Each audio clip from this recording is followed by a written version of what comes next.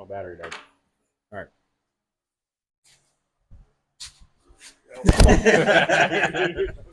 Time to do a fucking fight on site, dude.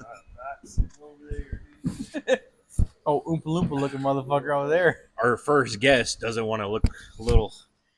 This spot makes us look tiny. Plus, it doesn't rock, dude. That's exactly why I got that chair. I'm burning calories right now. He's got calf workouts going on over there. Max plates, dude. Yeah. So here's Johnny, Hey, Mr. Johnny McCulley. honored, privileged to be here. First guest. First guest. Doesn't need an introduction, but I'll give him one anyways. Hands down, best guy I know. Hands down. Greatest, like, I'm not even joking. Non-blood. Oh, No. Best guy I know. It's not even like a joke or any of that. You know, it's just straight up, like, nicest dude I've ever met. Served in the Marines together. Did a lot of crazy things. Not in Afghanistan, just Hawaii. Survived Hawaii. He survived Hawaii. y'all got a ribbon for that? I'm sure I can make one. A good cookie. I got Yeah, a good cookie. yeah. Here's had a lot of ribbons or trophies or whatever you want to call them. But yeah, man. We got to do the ghetto mic tonight. I don't know. Got to speak up pretty loud to be able to hear it. We're not tech savvy and don't know how to do or don't know how to hook up more than 2 mics. But yeah. So there it is. Episode number 11 12 or something like that? or something like that. Wow. 12. Most podcasts don't make it past 3, We finally got our first guest. so good on you. For the record, though, Johnny has been talking about coming on the podcast since before we started it. We have it on Thursday. We got church on Thursday. Had to move it a whole night. Every time I tell you. That's Just why do the it whole- on Wednesday. That's why everything's different. Do it Wednesday. Yeah, the flags are flying on Wednesday, not on Thursdays, boys. Nice. The whole backdrop's different. We didn't have time to set up for it. What's the hardest part about doing a podcast? The hardest part? Just doing it. Not necessarily that. The hardest part is I'm gonna kind of go back and forth with this because when he's we like did Bob sound Barker check, over here with this big ass fucking mic. when we did the sound check, it was not the greatest. Let's gotta do something different. Stick this on your winger. There you go. Hey Joe, keep it up. That works. Nice. What would you say the hardest part is about the podcast? Trying to think of shit to talk about. For me, anyways, because I don't watch the news like you, so I'm busy and shit. You know, like yeah. I'm not busy, I guess. I just fuck around all day, I guess. But- you know what I'm saying? Yeah, it's probably the hardest thing is like trying to think of shit to talk about, like current events or like you know what's going on. And then we talk about it before the podcast, like, hey, we're gonna talk about the bridge getting knocked over or Tucker Carlson interviewing Putin About the fucking Tucker history of Carlson's fucking coming Russia. to Orlando, is he? May 4th. Who? So is Kid Rock. Oh, Coincidence? coincidence. Kid Rock's cool guy. I don't know if it's the same dates, but I did say something about I seen something on like Facebook or something where it was like Kid Rock is blown away by sales or whatever in Ocala. He's coming to Ocala, and I guess like he's already sold like 25,000 tickets. Makes sense. And I was like, He sold tickets for like $20 to one of his shows. yeah. In Detroit, so that people could actually go to it, bring their family. Good outing. That's Kid Rock concert. Good for them. Yeah, haven't done one podcast for Rough Construction Podcast. I got to plant mine as well. My No first, plants, we're my gonna edit first that out. guest backed out last minute, so it was kind of Our first 7 guests backed out. There, For they the- were there and they backed out. It was weird. like 3 o'clock in the morning, It was weird. and it's still a 2-hour drive home, and I had to wake up at like 3. Oh yeah, you guys too. Yeah, you guys. So it was 3. It was 2-hour drive. I had to wake up at 3. So Yeah, for me, I think the hardest part. No, I don't hold that against you too much. I think the hardest part for me is just when I did it the first time. I'm like doing it myself, and to not have anybody to riff with. I said, I wouldn't be able to do it because my podcast would be sitting here. Yeah. Playing your phones. I can play it on my phone because I'm recording with it. So I can't even. Over in your iPad, like, oh, Yeah. that was a good one. Wow. What's Yeah. happening? So anybody that has done a podcast by themselves or has the ability to just talk, I'm sure he would do great at his own podcast. I might try it out. Who knows? I might branch out. Gotta entertain. Just Might be like a fucking mini Tucker Carlson over here. You know what I'm saying? Just a less articulate, less intelligent, and way more good looking. That part, yeah. He's got such a weird laugh. I thought he had such a weird laugh. Yeah, he has such a weird laugh. But, yeah, nice guy. And he's a big advocate for Zins. Is he a big advocate for Zins. You ever tried it? no. The dipping pouches? Yeah, the little They're just yeah. nicotine. I don't think there's tobacco in it. I think it's just nicotine. I don't know about that too much. Did a long time ago at work, but when it burned so bad, and then I got the biggest head rush. I was like, I gotta lay down for a minute. Not productive. All right, can't do that. Yeah, I never did any of the pouches. Yeah. I dipped for a little bit when we was in Afghanistan just to stay awake, but like dipping and smoking at the same time. That was the coolest part. A whole carton of cigarettes for $4. Yeah, but you have to smoke like 6 of them at a time to get the same hit off of That's one true. regular cigarette. Yeah. You ever see other countries? They'll take a 2-liter bottle and they'll just light cigarettes and put them all in there, just smoke it like that. Hey, when they're like a penny a piece, why not? Kind of cool. Yeah, one of my seniors after first deployment, he bought like a whole like duffel bag worth of pines back. And he was just smoking pines for like months after we got out left Afghanistan, just smoking pines. So, bro, what are you doing with those? Just go get some like Marble Lights or something, you know? Never smoked of my wands. Just for reference though. Yeah, I don't know what you're talking about. So a Marble Light is like a Marble Red compared to a pine. okay. The my wands were like a muffler. Just Was that? the worst cigarette you ever had. What was the? It was like a Newport, like a knockoff. Yeah, that's Newport, yeah. Like just the most disgusting and harshest cigarette I ever had. Yeah, I smoked the shit out of those. Good cigarette. It was like smoking the burn pit with menthol in it. It was really weird though buying cigarettes from kids. Yeah. Usually it's like you're buying the cigarettes for the kids. This time you're like- buying it from the kids. He smoked a cigarette like a 5-year-old kid. So they're his cigarettes. I don't know. What's in these? I don't fucking know. They're just cigarettes. Like that part was kind of funny. You're like, oh, America is a free country. It's like, well, Afghanistan's pretty free because Yeah. there's like no one to enforce anything there. There's Bible times with cell phones and guns, motorcycles. I mean, what was it? What was it like? You know, I mean, I've heard it from him. You know, so it's hard to ask him because I know. But like, what was it like? Like your first time going up again? Like what was the feeling? Like when that plane landed or the chopper landed, whatever you flew in on. No, I'm not It necessarily was saying. Cyprus they crawled in. Crawl from Germany. By the time we got there, it was like, hey, we gotta go. We're done. Hey, we're done. Yeah, it took 7 months. But like, when you flew in, where'd you fly into? Like We just went to Hamas, into Hamas? Kyrgyzstan first. You went to like a major base though, right? Yeah, then went to Yeah. Camp Dwyer. Kyrgyzstan's it's like an Air Force base, and Moss is like an Army base or Apparently some that shit. Air Force base gets combat pay. They have It's like they two have countries away. Yeah, they have a chow hall that's 24 hours, which we didn't even have that in Hawaii. And you could always go there and get to-go sandwiches. They had Dude, they had full like thing of lobster on candy bars. Thursdays. They had a full thing of candy bars. They had a bar where you could get 2 beers a day, and the beers were like, For the first day. yeah, For the second day, we couldn't get any beers, yeah. and nobody else in the Marine Corps could And get then beers. on the way back, a bunch of dudes that were like the first people coming back, they all got super hammered in the Air Force. military police tried to get him out, and they were like, "No, we're not leaving." Like, got in a big fight with them, and they had to tell the other Marines to their unit to go get them. These were like gunnery sergeants, warrant officers. They're like, "Hey, you guys are done."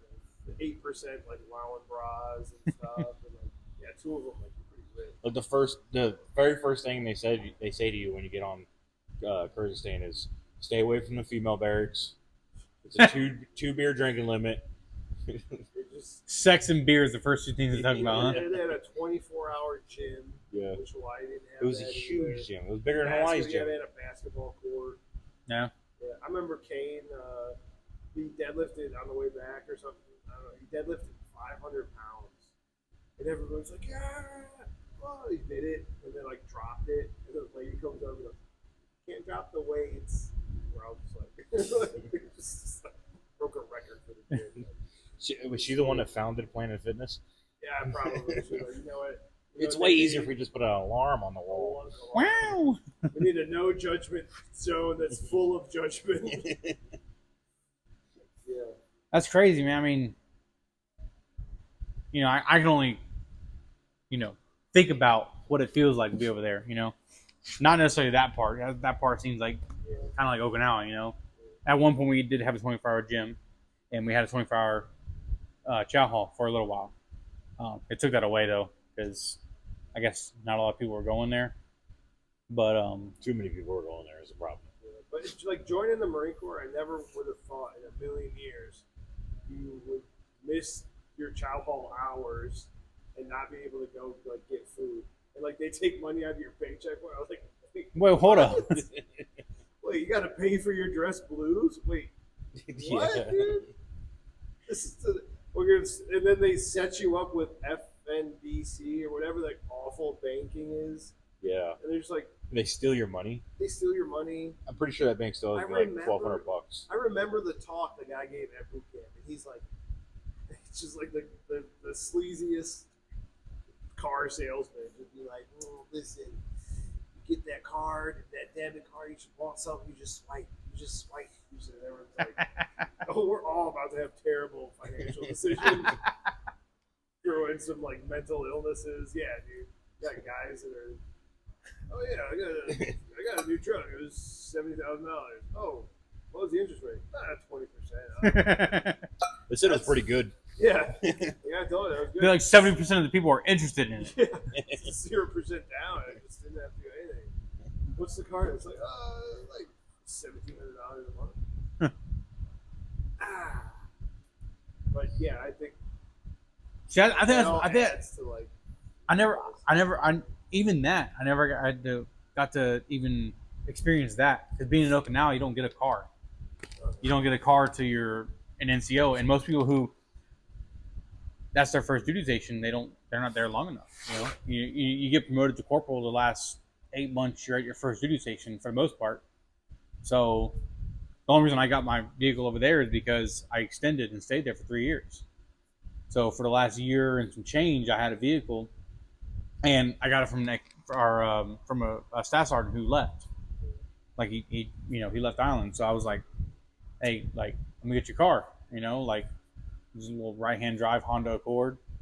Nothing crazy, little hatchback car, but I wanted a car with enough seats I can take, 3 or 4 of my buddies, and had a big trunk because every week, me and a sergeant buddy of mine, we used to go to the PX on the Air Force Base and get a bunch of stuff for the soda mess at the motor pool, and it sucks that I never got to do what I wanted to do when I joined. It's like a FOMO almost, fear of missing out. I feel like I missed out on something, which is weird to say, like I feel like I missed out on going to fucking Afghanistan, Huh? What is this, a fucking therapy session? Yeah, it is. Fucking cry about it. Because this is the first person I talked to about it, besides you. But yeah, it's crazy because like no one knows what they're gonna feel or what they're gonna do when they get in country and the first bullet flies by them. Everyone says, "Oh, I'd fucking, I do exactly what I'm supposed to do." Who knows, But you guys both experienced that. I think part of it is like you're so scared you have to function. Yeah. And I think the most realist people, like before that happened, where they're like, "Well, how do you think you react?" Like, "Well, I hope I react well, Yeah. but I don't know how I'm gonna react." Because you even see it in like old movies depicting World War II. You know, you got these men who are sitting on a beach curled up in a ball, scared to death. Yeah. You know, and who knows? That guy might have survived. He might be a veteran who's alive right now. Trying to talk shit. Going around like, this generation don't know what the fuck they're doing, but you were fucking curled up on a beach, scared to death, and you didn't do shit. Sorry, this is a Wendy's. Yeah, dude. Veterans definitely have their moments. I've had mine too, where just that's why I quit drinking.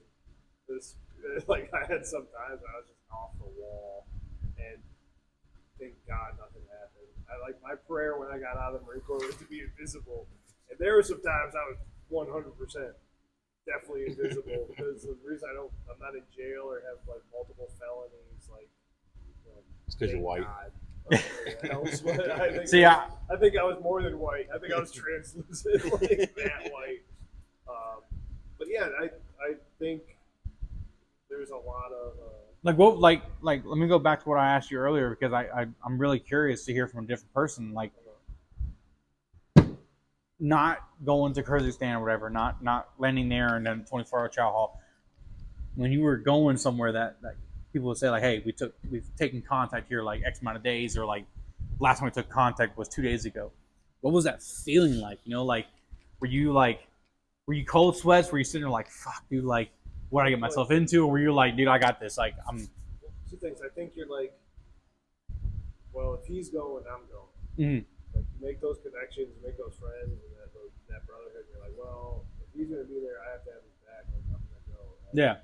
Like the same thing, right? You got this OC and Logan to go, and you guys are in it together. That's sweet, right? That's a strong connection. And if you were to ask me tomorrow to go and fight for the country, there's no chance. No, there's a big no for a lot of us. Yeah, I'll fight for the country if they come to my front yard and they're attacking my house. Yeah, but you know what? Something just tells me it's not going to be Al Qaeda coming to my front yard. It's going to be the CIA or not really, but It's gonna be that trooper from Wildwood. Yeah, that's more the thing. They're gonna be like, hey, you're collecting rainwater. Let's, Ruby Ridge all over again. Like, just leave me alone. Like, this guy's collecting his duck eggs. We kill his wife and his family. Yeah. Dude, that's where I'm headed, man. Flee the city. There's a reason that 19-year-olds can be tricked into that. Yeah. Right? Like, oh, well, you get to start your life, and you get to do all this, and you get to do all that. I don't know. I'm glad I served the country, and at the time, it seemed like the right decision. And it plays over in my head constantly. I'm not thinking about roofing. I'm thinking about, oh man, well, I wonder if was that a real war? Did we pull into it? Or, yeah, because my hands are clean. Was it? My hands are clean, motherfuckers. You two, I don't know, but my hands are clean. I didn't even get a chance to fucking get my hands dirty. That's part of the service too, I guess, right? It's like it takes a whole country to go to war. Everybody's. No, it takes actually 3/5 majority of Congress. Well, then everybody else that said no, we should not. You were right the whole time. Yeah. Sorry, guys. I'm sorry, guys. Yeah, I mean, I've heard somebody talk about it, and they're like, even if it was for oil, like, did we get the oil? Was it good? Was it so the dollar didn't crash? Like, that was the purpose. Did at least 50 people get rich? Yeah. Like, did somebody make money on this? That's all I want to know. Did somebody benefit off all these people being killed for no reason? Yeah. Yes. You look back at it, you do the math, and you're like, I was making like $2 an hour. Yeah, right. War's a lucrative business. Not for the guy. Not for the guys doing the war. $250 in a combat zone, dog. Yeah. Terrible, man. The suits up there making the decision. They're the ones who profit off that war. Remember how we get excited? We're like, dude, We're gonna get combat pay, bro. We're gonna be living it up. It was like an extra 15 grand. Yeah, 7 months. I made like $16,000. Yeah, I was like, For like risking your life every second of the day. You're highly at risk of bomb dropping on you while you're sleeping, or some A&A knifing you, or yeah, something stupid happening. yeah. It's because somebody pointed and laughed at him, so he shoots at the whole fucking base. Dude, just definitely something that you can rope 18, 19-year-olds into. I was 20 years old, got my first firefight. Couldn't drink a beer, couldn't like legally. Yeah, that's the wild part, dude. Yeah. Like, oh, think about this for the next 10 years. Who knows? That whole time over there, you never. Nope. Hold up. Yeah, that's really That's up to you. You It'll can be answer on- it, but it's it's gonna all be gonna be on on the the fucking podcast. Hey, Mario. What time is it? Mario? What time is it? It's 9:20 p.m. 9:20 p.m. The life of a business owner. Terrible reception. Do you? Mario. What do you got? Boost or some shit? No, I had T-Mobile. That's Oh. even worse. T-Mobile was one of the best services. Yeah, you own your own business. Go get Verizon. I got an adult. How is Verizon better than T-Mobile? I don't know. Did Verizon shut down during the fucking whole Yeah. internet crisis and shit? Nope. What? That whole problem with T-Mobile didn't. who was it? Was AT&T? It was AT&T. What a fucking bunch of nerds. But with Verizon, you could talk in the metal shops. So that's a huge plus Oh, for me because this is on my property. Like, Good point. if it's raining, it's really nice to sit in here and talk on the phone. I just walk around all of my equipment. It's a metal shop that the phone's not working. I think Oh yeah, it's- hey, you got your caulk gun with you? You want to fix The my what? leaks? You want to fix my leaks Where for you me while you're leaking here? at? Where you leaking at? Right here? Yeah, there is a leak, like right. You don't have a here. cock gun, but You can he's got a see- spare tire in his truck. He can See, still like put the up 2x4s, the cross members there. You can see where it, Yeah, okay, I see it. like, it's really bad on like this side, Okay. and then like over there, it drips on like my toolbox and stuff. Whew. Yeah, you need a whole new roof, man. This isn't. Nah, You do insurance sign work, off on this. sir? You're good, man. You're good. Nah, you're probably fine. Go up there and seal it. Look, my roof was done in 2019, but I think I need a new one. I just feel like I need a new one. Really? Yeah, you're a good salesman, so. I can't do that. I had a guy talk to me the other day. Weird guy, but I used to work with him, and he was like a super close talker. I was like, dude, back up, bro. Dude, automatically would have never talked to Back you. Ever. up, dude. If you're within 15 feet of me talking, we're out. Yeah. Done. But he called me. He's like, "Hey, man," and he's never called me. I don't know. And I got 35 squares up in Seminole that gotta get done, man. What's your price running this and this? I was like, well, it's like somewhere between 450, 550. It depends on the roof. Like, is it 6 stories? Like what? Like, I don't, And he's like, well, I'm getting prices at like 420 or something. All right, go with that, man. He was like, yeah, the roof's only 7 years old, and they're saying that it has to get replaced, this and that. I was like, well, unless it's failing, which would probably be like a manufacturer problem, or a storm messed the roof up. I mean, I was like, I could go look at it, I could do a report to say, like, does it have life left in it or not. And that'd be way cheaper than a new roof. And, it should have 7 to 10 years left. It's 7 years old. What you should have done is whenever he said, "Oh, I know about somebody will do it for 420," you should have been like, "Okay, well, I'll do it for 350." That way he'll call the other guy, and then when he comes back and like, "Oh, that guy will do it for 350 now. You think you go any lower?" Then you should do it. Just do it for free. Yeah, I think so. Which be like, yeah, man, I'll do it for $350 a square, and then open it up and be like, oh, dude, we got to reframe all this and sign this contract. So see me an extra $3,000, or else I'm gonna put a lien on your property. That's the way to do it. Yeah, that's the tough part. You gotta like explain to people, like, yeah, this is the price, but like, I'm not gonna. We're gonna reframe this area because it looks like that's in the price. It's like the same thing with dumpsters. Like, I had a conversation with a guy yesterday. He's like, because like my 12 yard's like 409 or whatever, and this guy's dumpster was for like a 10 yard was like 350 or something, And I'm like, And he's like, is there a way you can match that price? And I'm like, no, because like that guy's charging you tonnage too. You know? Get out of here. Stop it. But you know, he's like, so this guy's charging $350, then you go to the dump and you get another bill for 70, 80 bucks or whatever, you know? And it's like, Yeah. I can beat that price. The sheet flyer was going to be $250. Like, dude. yeah. That's kind of tough. But there's plenty of rooms out there.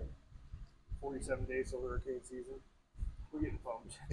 How many hours? I don't even watch football anymore. It's supposed to be a pretty bad hurricane. It's supposed to be a pretty bad hurricane season. They're predicting like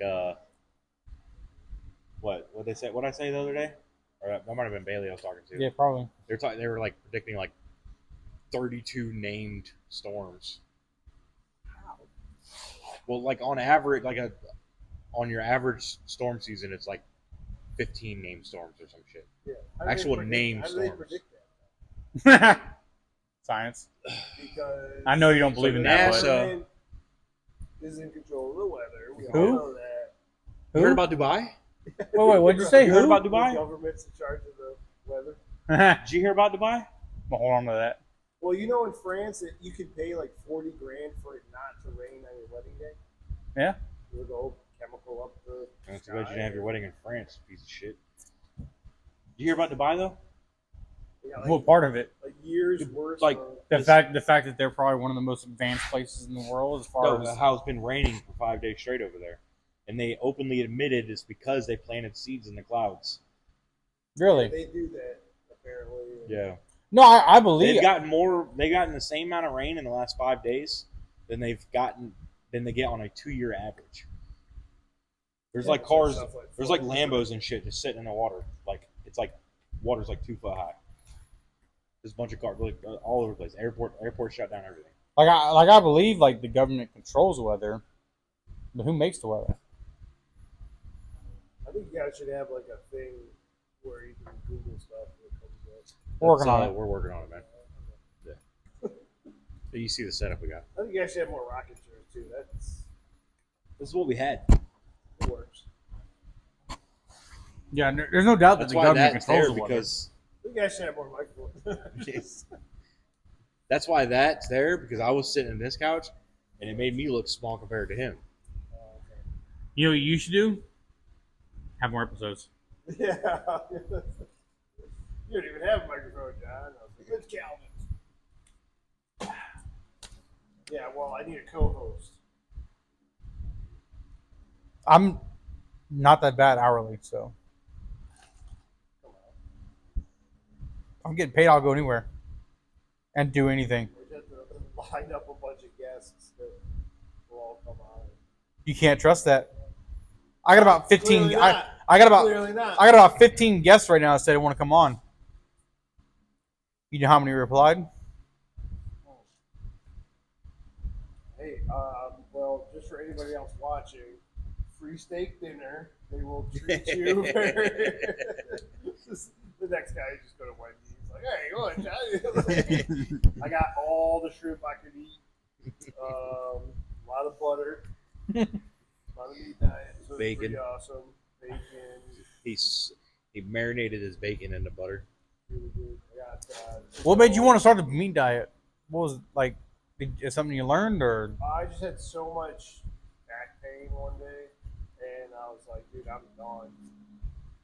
I think it's all because of the food I was eating. Yeah, but did you I was did you allergic Google to what was something. best for back pain? I just knew that when my stomach like bloated, that hurt my lower back.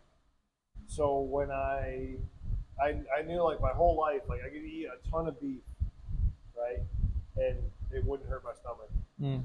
Like, I wouldn't feel that like like that satiation, like you're super full. I eat like a cup of rice and my stomach's like gigantic and it hurts. Like I feel all the digestion and everything. And like you saw what I ate tonight, like my stomach couldn't hurt at all.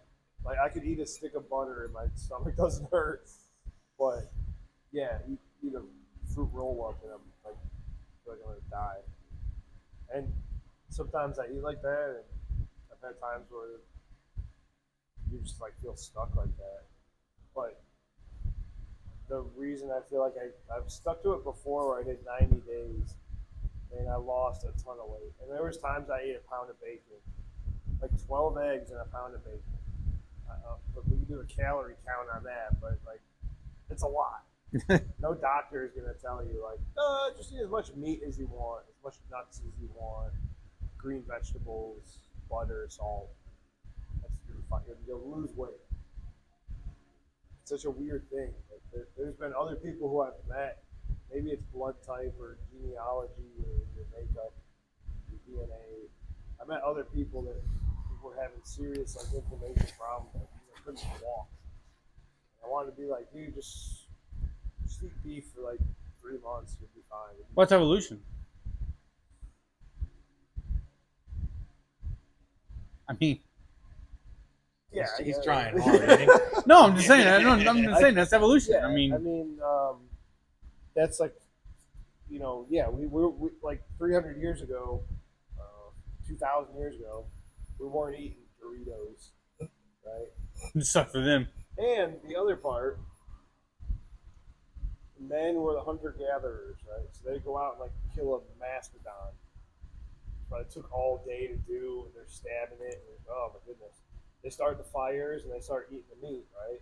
And for like a week or two, they're just carrying giant pieces back to, hiking it back to the camp. So they're sitting there eating mastodon meat for like 2 weeks. I'm not getting sick of it.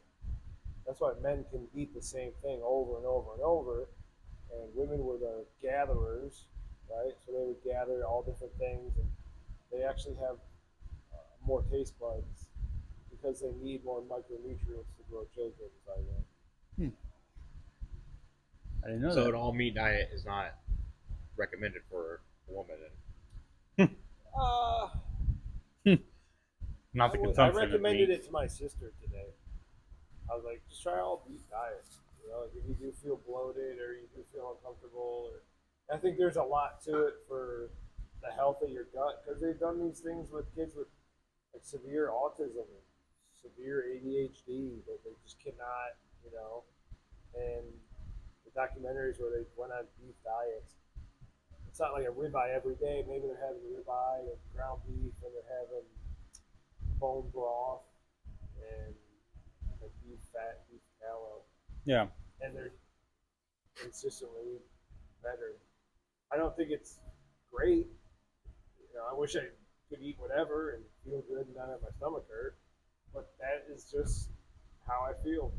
And two, like I went from I was probably like 190 pounds, a good belly on myself, right? And I probably ate 5,000 calories a day. I worked out, I jumped rope, I drink a Bang energy drink every day. Not great, but Yeah. I took about 7 monsters today. but I got But down look to at that. 165 pounds and just like shredded. But then I was like, oh, I'm like a victim weight right now. I don't want to be 165 pounds. Somebody pick me up, throw me in the dumpster. But yeah, I recommend it to people. Yeah. Just because I've done it and it feels good, so I'm gonna keep it. The few days I tried it, I mean, I'm just a piece of shit and I can't stick to a good plan, But the few days I did try it, I can attest to that. I mean, I did feel really good.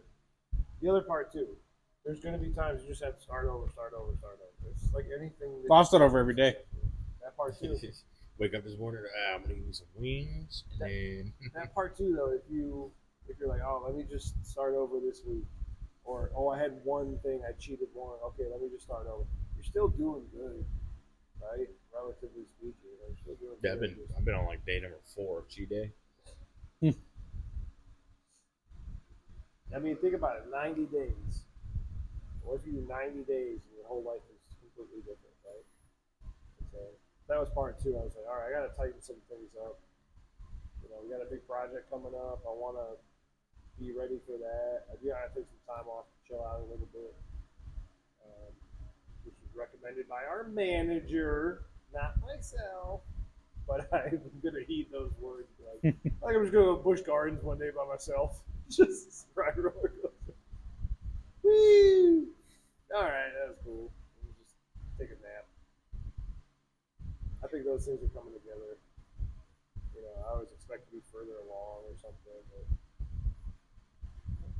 you're just honest and you do good work. I'll never run out of it. You can't please everybody. You're gonna have people. Good things happen to good people. Yeah. Also, bad things happen to good people. So Okay. I think it's like 50-50, you know? Yeah. 100%. Good part of it. It's 100% effective 50% of the time. Yeah, I hate to be rude and be on the phone. You're fine. That's all right. You can have my chair. You're sleeping in the same bed as my wife tonight. Bailey knows now, by the way. I'm sleeping out there. You're going to sleep with Joe? Sleeping right next to Joe there, dude. Oh, Joe. He might fiddle you a little bit. He's like Diddy a little bit, you know? Yeah. You might be too old for Diddy, Yeah, though. who saw that coming? Right? Who saw that Diddy. coming? Everybody Well, saw that. what the thing is... Not Diddy, not like a. No, that's Up the music until the last few industry. months, I was like, Yeah. yeah, he's definitely a weird, evil person. That's But like... fucking dudes, You know, that one. Well, that like caught no me one, off. no one saw that coming. But then when you Bieber hear did. some of the lyrics, when you hear some of the lyrics of the songs of like Be of what he honest. produced and stuff, it's like, But let's be honest, that music industry is questionable. what music industry? The music industry. The music industry. But Oh, I said that. I thought you said that music industry. most of it. Most of the music industries are evil.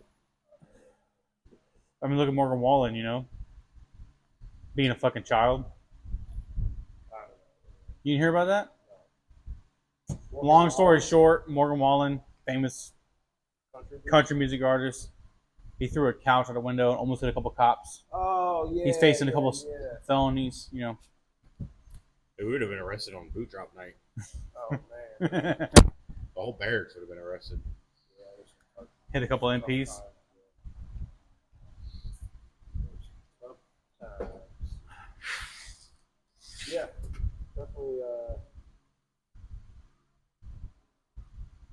happens to the best of us, you know. Just It's just fix wild. your mistake and move on. It's just wild to think that. Not Diddy though. Diddy, you're Yeah, sorry, that's- dude. That's the Yeah, thing. It's wild to too think. Like much one day you're like, Much, man. one day you're like, man, nothing's going on, and then like 2 hours later, it's like, hey, Diddy's like a fucking sex ring, like child sex ring, fucking like mastermind. It's like, what the fuck? Yeah. The funny dude from Getting to the Greek, that guy. Oh yeah, he was in that movie. Yeah, he's probably the funny. He's probably the funniest part in that whole movie. Got 12 cuckoos. 13. I got 13 cuckoos. Yeah, it's tough now. It's like I can't even listen to Remix to Ignition on the end of those songs. Like most of the songs I listen to now, it's like, oh, did he fuck Diddy or did Diddy fuck him? That's the Who knows? that's music industry for you. What other things do you not know? And a lot of people knew about that. Yeah, Look at Epstein. all the ones who got People fucked. that know about Epstein. Same deal. Which one? Just the people that know he was nuts, weirdo. If for real though, when do you think his island's gonna go up for sale? It's already for sale. Is Someone already bought it. For real? Yeah. Yeah, dude. There was Better get a a good deal on that island, you know? there was a fucking joke going around that Disney and their island is going to turn into a child themed park. Yeah. But no, some billionaire, other hedge fund guy fucking bought it. Somebody probably had like their pictures on the wall and shit. I'm gonna buy that island. I'm gonna fucking destroy it. I'm gonna blow it up with a bunch of nukes. You know. That whole thing is wild, man. I mean, did you watch The Sound of Freedom? No. You didn't? It's hard to watch. Dude, I don't know. It's a good watch, but it's hard to watch. If that I makes don't sense. know where it ends. Like I don't. Where what Here, ends? on this well, podcast. Well, no, I don't know who. Like, who do we support? What do you mean? like, are the people on Sound of Freedom, are they good? Who's the good guy? People you know. Well, hold on. I want to make sure. Are you talking about like the people who made the Sound of Freedom? Yeah. Okay. Are they I thought you good? meant like the people in the Sound of Freedom. Obviously, the guy trying to catch the child molesters. Because I know a lot of people. I know a lot of people like in fictional movies, like, oh, Thanos was right. You know, so I want to make sure we weren't saying that. That would be the front. Yeah. Right? How could you be a Well, it's also a way to divide the country too, to keep the country divided. Yeah. You know, or keep that tension with the country, because fear. Whenever there's a fear of something, you lose your freedom. You know, like all that shit going on with kids, and in DeSantis, even somebody like DeSantis signs a bill saying that you can't be on social media 14. if you're under the age of 14. Why? Which go fuck yourself. But everybody got scared, like, oh, your kid's gonna talk to somebody on Facebook and they're gonna get kidnapped. No, they're gonna be fine. You've seen the people on. There's a bunch of them in Florida that Of course. they just do. They're the Chris Hansons. Yeah. They do their own. Yeah, there's one right up in There's a Ocala. girl that lives up right up the road. There's a girl up in Ocala, and I've been talking to Sean about maybe trying to bring her and her crew on, because what they do is like incredible. They do it right too. They don't like I don't disagree with the people who go in there and like do the sting operations and like beat the shit out of them in the hotel room. I don't disagree with that. But unfortunately, you're just gonna put the law on their side. Once you lay hands on them, the law's on their side, no matter what. Apparently, assault outweighs potential, child molesters. So, yeah, that one in Ocala's like, she has a lot of videos. She, posts a lot of good material and stuff like that. And then it's interesting, it's a lot of work. Could you imagine sitting there like, it takes a toll on the mind too. Imagine sitting there having to pretend to be a 13-year-old girl talking to this fucking creep for X amount of days. I do it all the time. Hey, one time, Whoa. my buddy, when I lived in Las Vegas, we were playing this. What was it? Some game. It was like free online, but you could pay money towards it. And you'd be this character like riding some type of dinosaur thing or animal thing, and you would shoot. It was like battle tanks. What they called it though, but there was like different armors and skins that you could get, and it would give you more hit points and all this stuff, right? And there was like this top level one. It was like the Indian headdress type thing, right? And we had like just started playing it that night, and I was like, all right, dude, I'm going to bed. I go to bed. I wake up the next day. He was still playing it. He stayed up the whole night playing it. And he's got the best skin in the game. I was like, dude, how did you get that? And he's like, well, I was like sexting with this dude. Like I was like a little girl or something. I was like, What the fuck? yo. And apparently that is like a huge thing that a bunch of people would do. I told that to my other buddy. He was like, oh yeah, we used to do that all the time. I was like, ugh. I think about that. Yeah. We used to play that. What was that robot game when it first came out? It was like the first game we discovered you could play online with other people. It was Robot Wars or whatever. Well, I don't know. You might have been too young. But The alien game? No, Robot Wars. It was like the TV show where they have like the mechanical robots. Oh, BattleBots. Yeah, BattleBots. It was like a game like that, but you can play online. And every time you get put into a match with somebody, it'd be like boy or girl. And I was like, 14 or something, and I'd be like, boy, backed out. So I said girl one time and they stayed. I was like, that's fucking weird. But I didn't say it, I didn't know no better. I just wanted to play some fucking video games, dude. I just want to play BattleBots. You were trying to fuck me and shit. Yeah. So this is weird, dude. Yeah. But it was like really hard to play because everybody had jumped on. Unless you got like another kid or something. Even the kids were asking. Like a 12-year-old kid, boy or girl. Does it fucking matter, dude? ASL. ASX location. I had an uncle that met his wife in a chat room. It was like the year 2000. He left his family and he went like met her in the chat room. Nice. Hey, that's like even before any kids. I mean, you had to start your computer up. It wasn't just like, oh, like, Yeah. Wake up. Like somebody sends you a notification. Like, oh shit, 30 people send like me a me. picture. It takes like half an hour to load. Yeah. Like, oh. Get off the phone. Get off the phone. I'm busy doing something. Try to send your future dad some nudes. Yeah, that's the I've been in a chat with like year 2000. Ooh.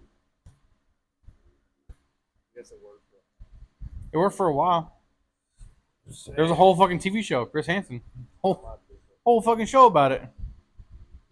Yeah, The ones that my favorite ones are like the guys that have been on like 2 or 3 times. Like, bro, why? Why? Dude? You didn't like, learn? You got caught the first time, dude, again, and you got away with it. Oh man, That's a good time to get out of it. It's always every single one of them. Like I've watched so many of these, right? Every single one of them, they always say the same thing. Dude, I was gonna tell them not to do this. I was trying to help them. Why'd you bring beer and condoms in? Yeah, what? Because we have this like 20 in case I didn't pages get there of in you. time. 20 pages of you being fucking creepy as fuck. Telling you want to fucking do this. Is that and your want butthole? This is you holding today's newspaper. Nate. We told you to send us that picture. Like, no, that's not me, bro. I don't do that. Like, they're just so. This is my first time. There was one episode. I felt bad for the dude, honestly, because there was something wrong with him, like in the head.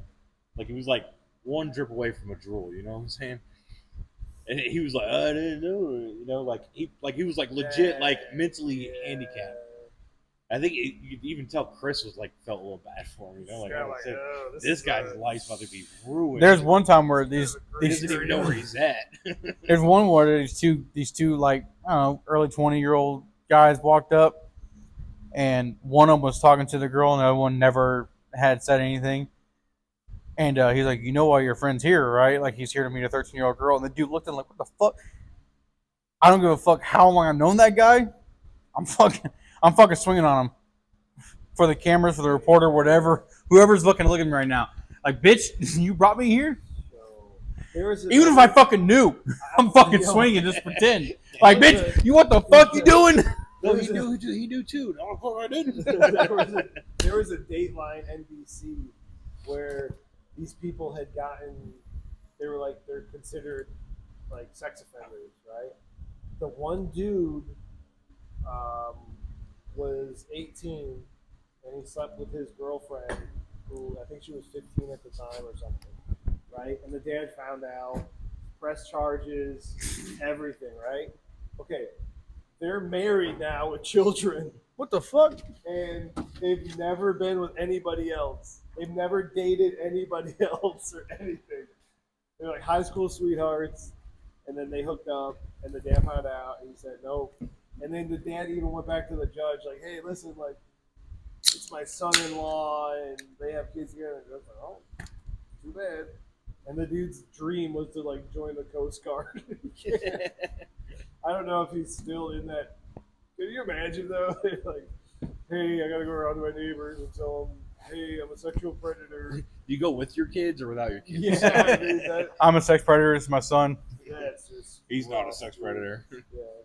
I mean, that's like 0.001% of the people. Yeah. They had a whole fucking episode on it one time where this dude who was like 19 years old was classified as a sex offender because he fucked some, like, she just turned like 17 a couple months before, and they had sex, and like her, the parents, all of them, everyone was like, no, like they were dating before he was 18, like they're good. But the law in that state said, no, he's classified as a sex offender.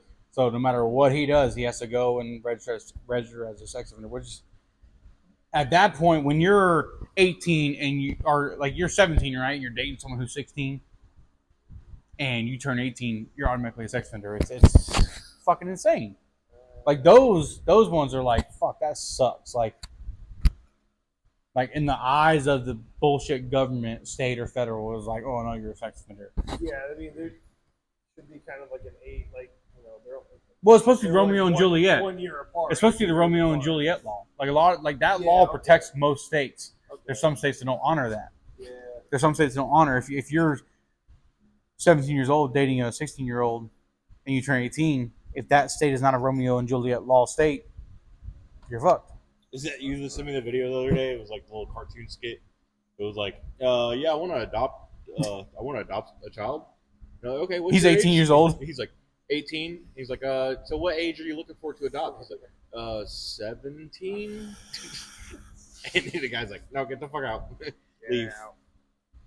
Get out. That whole, all that shit's wild.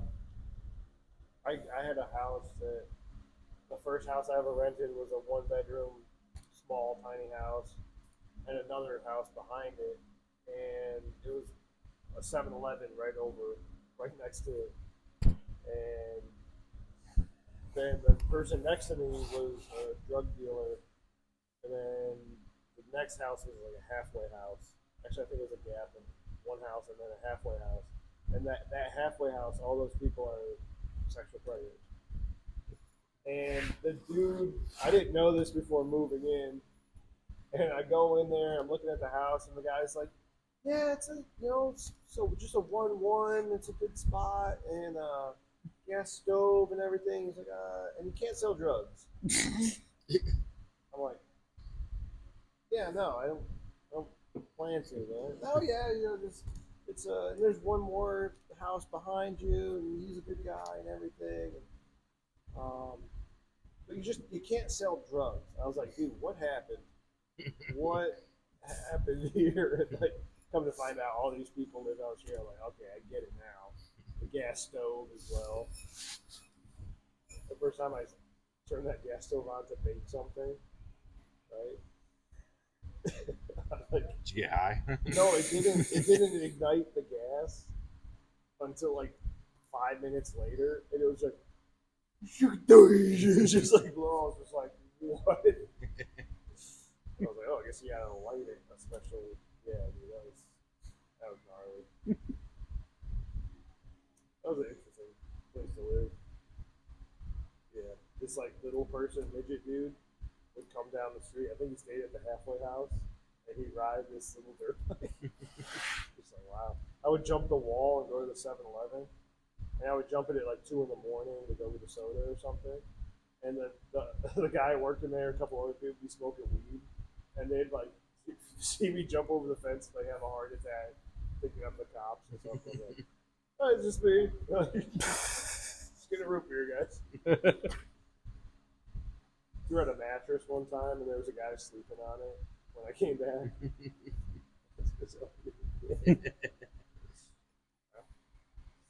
One man's trash is another man's treasure. It's a true story. Take advantage of your surroundings, man. So all this. Heck yeah. What's the best thing you've ever found in the trash?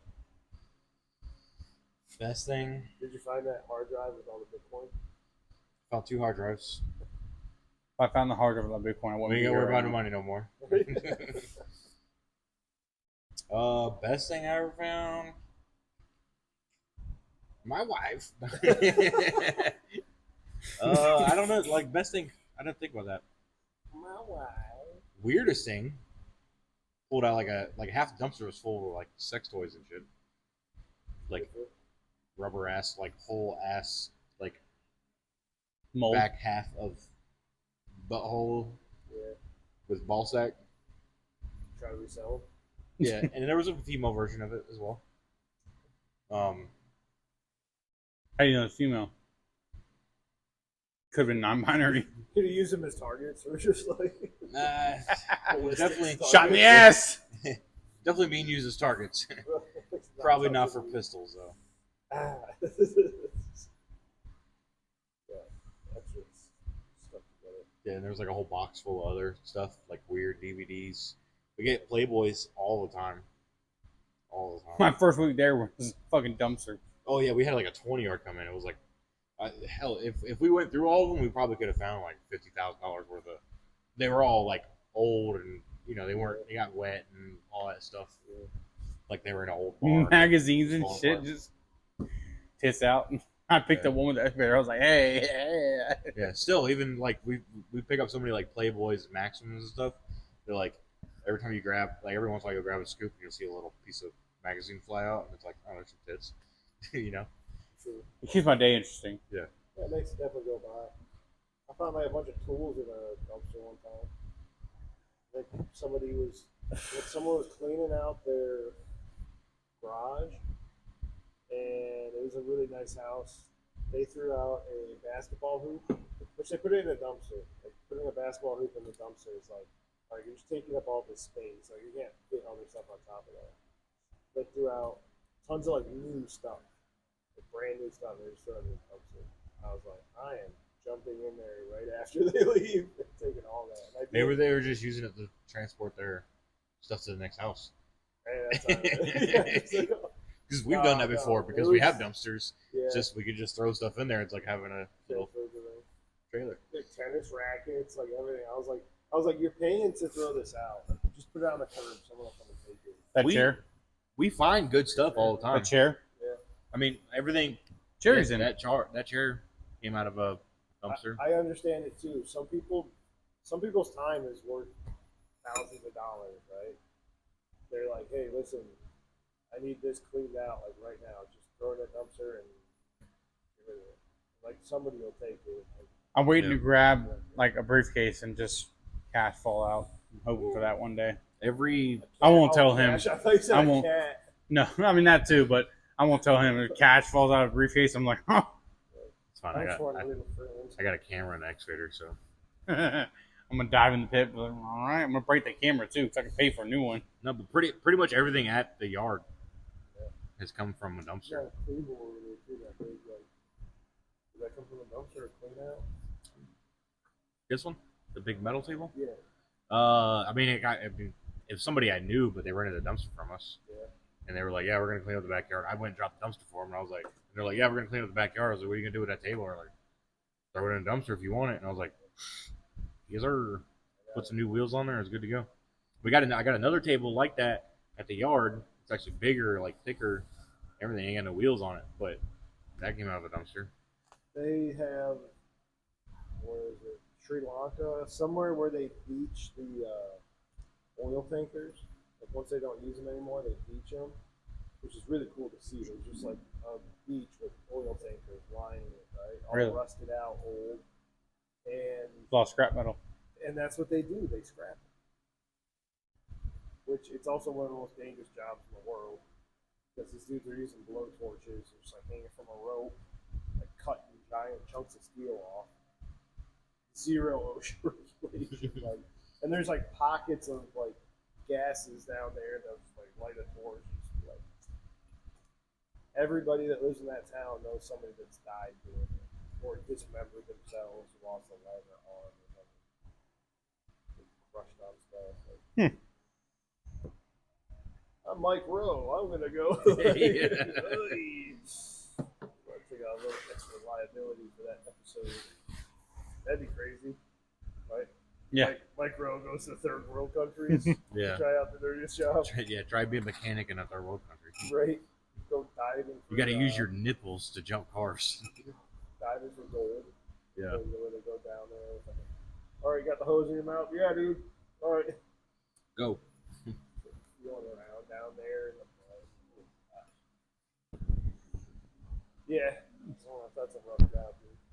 People are like, man, roofing Florida, how do you do it like that? It's just, you don't. It's hot. It's disgusting, right? And yeah, there's times now if I don't have to. Like we're coming into our first summer, I might not get up on the roof all the time. But we might have to. We always go back to doing it. Certain ones I like to keep that edge to always be up there.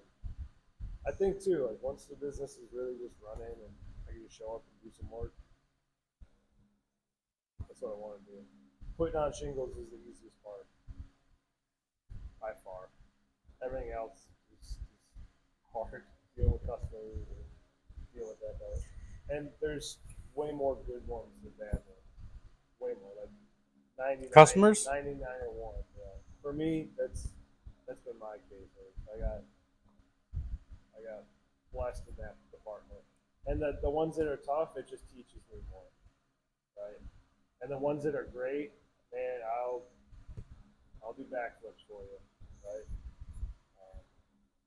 Some people don't understand. Like, if you're nicer to somebody, you're gonna get more out of them than if you're a dickhead. You know. Yeah. And But you have the ones like for dumpsters, for example. It's like, oh yeah, we'll be done with it today. You can pick it up tomorrow, day after, whatever. Don't matter. You know, it's put on a schedule like a normal thing would, and it gets picked up like it normally would. When somebody's like, I need this picked up now. Well, I'm not gonna put everybody else off because you usually the people that are angry are the ones that didn't plan at all. Like, hey, I need a dumpster. Yeah, when do you need it? Today. Okay. Yeah. And then you get the dumpster there like 2 hours later and they're still not happy. And then like 45 minutes goes by and they're like, I need a swap out. Okay, when do you need it? Right now. Bro, you didn't think you was gonna need you've been a roofer for 10 years and you didn't know you was gonna need a dumpster? Like tell me a square count. I'll tell you if you need another dumpster or not. Like before we even set the first dumpster, I'll tell you. It's not that hard. And you know, we can come back here in 5 years and sit down, and maybe I'm a crusty old man and I have zero patience. I hope that's not the case. But I can understand why contractors get so angry in business is because that looks like I care, right? Oh man, it's all messed up, and just to be angry is like, oh, he's really passionate about it. I was like, I'm gonna try to turn the tide and be just walk in peace. The other side of it too is if you're like that forever, something's gonna give. Your heart, you're gonna get in a fight, you're gonna just not want to do it anymore. I know people that just hit a 2 year point where they were doing every single thing, doing the roofing, doing the paperwork, dealing with the customer, and then after 2 years they're just like, "Yeah, I'm done. I don't want to do this anymore." All right, like their partners were like, "Dude, like, really? Yeah, no, I'm done," and they just wouldn't let anybody do anything else. Thank you. I'm not sure if I do with my hands. It's like spin the wheel. Hi, I'd like to say hi to my mom out there and everybody. FSU Go Gators! FSU Gators? What the fuck? I don't know, dude. I don't do football, man. The only season I'm prepared for is hurricane season, bro. Hey, make that watch them storms come in. Yep. Got anything to add to that? What he just said? Yeah. Yeah. Customers suck. Employees suck even more. And I hope you ain't. But in about 5 years, you probably will be that crusty old man. Yeah. Because I tried to do the same thing you're doing, change the industry or change the outlook on that lifestyle or that industry. It just doesn't work, man. I hope it does. I hope you're able to stick with it. But my problem is being in the towing industry. I came in there. I try to pay my guys fair. I try to give them a good life. Should have been doing this the whole time. All right. I try to pay them fair, give them a good life, and you know, do the right thing. And when I fucked up, I admitted it, and it just backfired me every second. I was paying. Put it this way, I was paying a night driver, right? He worked from, I think it was 8 to 6, 10-hour shift at night, you know. And we weren't busy at night. We just needed someone to keep the acceptance up on our insurance calls and any accounts or any private calls, right? He's getting paid about $1,000 a week just to sit in our truck and do a couple calls a night. After 2 weeks, maybe 3 weeks, I can't really remember the time frame. He did a cash call down in Tampa. It's like $350, and then he had already put in a late request to have a couple of days off. He had to go up north for something for a personal reason. I said, all right, and give me 2 weeks notice that you're leaving, like you had to go somewhere for a few days. That's fine. He gave me like a 4-day notice, and then he did that cash call, and it was actual like cash. It wasn't like they didn't pay credit card or anything. Gave him cash. I said, hey man, before you head up north, like give me the cash, because he forgot. He said, oh, I forgot to leave it in the truck, because he parked the truck at night or in the morning at 6 a.m. and he forgot to leave the cash in the truck. I said, hey, before you leave, you're passing right by my house, like swing in, drop the cash off. He said, oh, I'm already gone. He wasn't already gone, because our app, Towbook, tracks their phone when they're logged in. Yeah. When they're logged in, he was still logged in. So when he said I already left, he was still down there in fucking South Eustis or whatever. He could have easily made a trip, And I said, all right, I'm going to give him the benefit of the doubt. And he left, never dropped the cash off, never came back to work, nothing. $1,000 a week. He threw it all away for $350. You can pay people as good as you want, all you want. Yep. It don't matter. It does not matter. It's all about the people, though. It is, but it isn't. What's that? Where'd you find him? So Craigslist. Or like, how'd you meet him? what's that? How'd you meet him? So I technically used to work with him, but he was a night shift guy at the company I worked at. Yeah. And I never like officially met him. I just knew about him. I knew he worked there, and then he went to their north lot in New Hampshire and worked up there for the most part. And I never met the guy. I maybe in passing. Maybe I was, hey, I'm Cody. I'm so and so. I'm gonna leave his name out. Fuck him. But that's how I knew of him. And he applied though. He applied like any other person would. He like, hey, I want a job. Blah blah blah. So, all right, cool. Oh, I know you. Like I used to work there too. And yeah, that's how I met. How old was he? In his 40s. You'll get that on the bigger jobs, though. You'll have that later. I've had tough talks with people, and don't. I think you guys have to share the vision. It's not even sharing. It's not even sharing the vision, dude. It's just in my time of being a business owner, I had to fire 3 people, and one of them was him, which I just I just let him know, hey, like, you're not coming back. That was really more of him quitting, but I consider it firing, because I had to call him and let him know, like, hey, don't even bother coming, pick a truck up.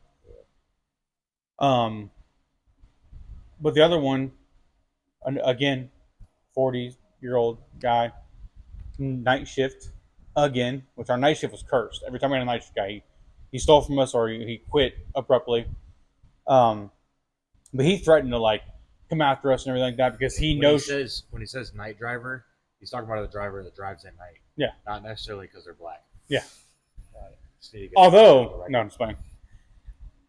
But because there was some confusion. One of the, this other guy we fired, he threatened us. He said, "Oh, you're gonna, fuck you guys." I mean, he literally didn't show up for 4 days in a row for a shift. And I eventually said, "Hey man, like we gotta let you go. In the contract you signed, or in the agreement you signed, it says no call, no show is automatic grounds to be fired." I waited 3 more days, like a fucking idiot, because what was I doing? I was trying to change the culture. I was like, no, I'm not going to be that guy that fires without questions asked. So I was giving him the benefit of the doubt. And then when I told him that he's fired, it was like in November, and he was like me, oh, it's Christmas time and you're firing me, blah blah, like all this. He even said like, I plan on coming to work tonight. So you plan on coming to your fucking shift after 4 days of not being here? Like that was your plan? Like, oh, I'm gonna plan to be there. He claimed he was in the hospital the whole time. I was, okay, you're in the hospital, I understand it, but you can't send a text out? Say, hey, I'm in the hospital, very sick. I will be in touch. If you would have said that, you would have a job still. But it doesn't matter, man. It doesn't matter. And then the third guy I fired, guess what? He was a fucking crack addict or meth addict. Guess what? I fired him. He said, I understand. And he walked away. I had more respect for the meth addict who kept my trucks clean. Meticulously. Yeah, exactly. He kept my shit clean. He didn't do anything else, though. He just cleaned the just truck. kept- No, he showed up on time. He showed up on time. He kept my shit clean. But the problem is he was constantly speeding and making excuses on why he couldn't come into work on certain days. But when he did come into work, he showed up on time and he fucking washed the shit out of the truck. Like, I mean, spots. He'd open up a detailing spot. If he set up the meth, he could have. Tweakers detailing. That would sell. Honestly, the meth head was the third best employee I ever had, and I had about 8 employees in my entire 3 years of being in business. That's part of it too. Maybe it's not anything wrong with it. Maybe you just shouldn't be a truck driver. Maybe you should be a maintenance kind of guy. I think. You want a meth head work on your truck? Yeah, I would. Takes all kinds to make it work. I'm just saying, like, Wouldn't be bad. you get into a business, you're like, I'm gonna challenge. As long as he's only getting top quality meth. If he's getting that cheap shit, I don't want him. You want to get into a business and change culture, and like I said, I hope you do. It's just hard, man. It's hard. It's hard changing an entire culture that has been like this for decades. Towing is hard business too. I don't.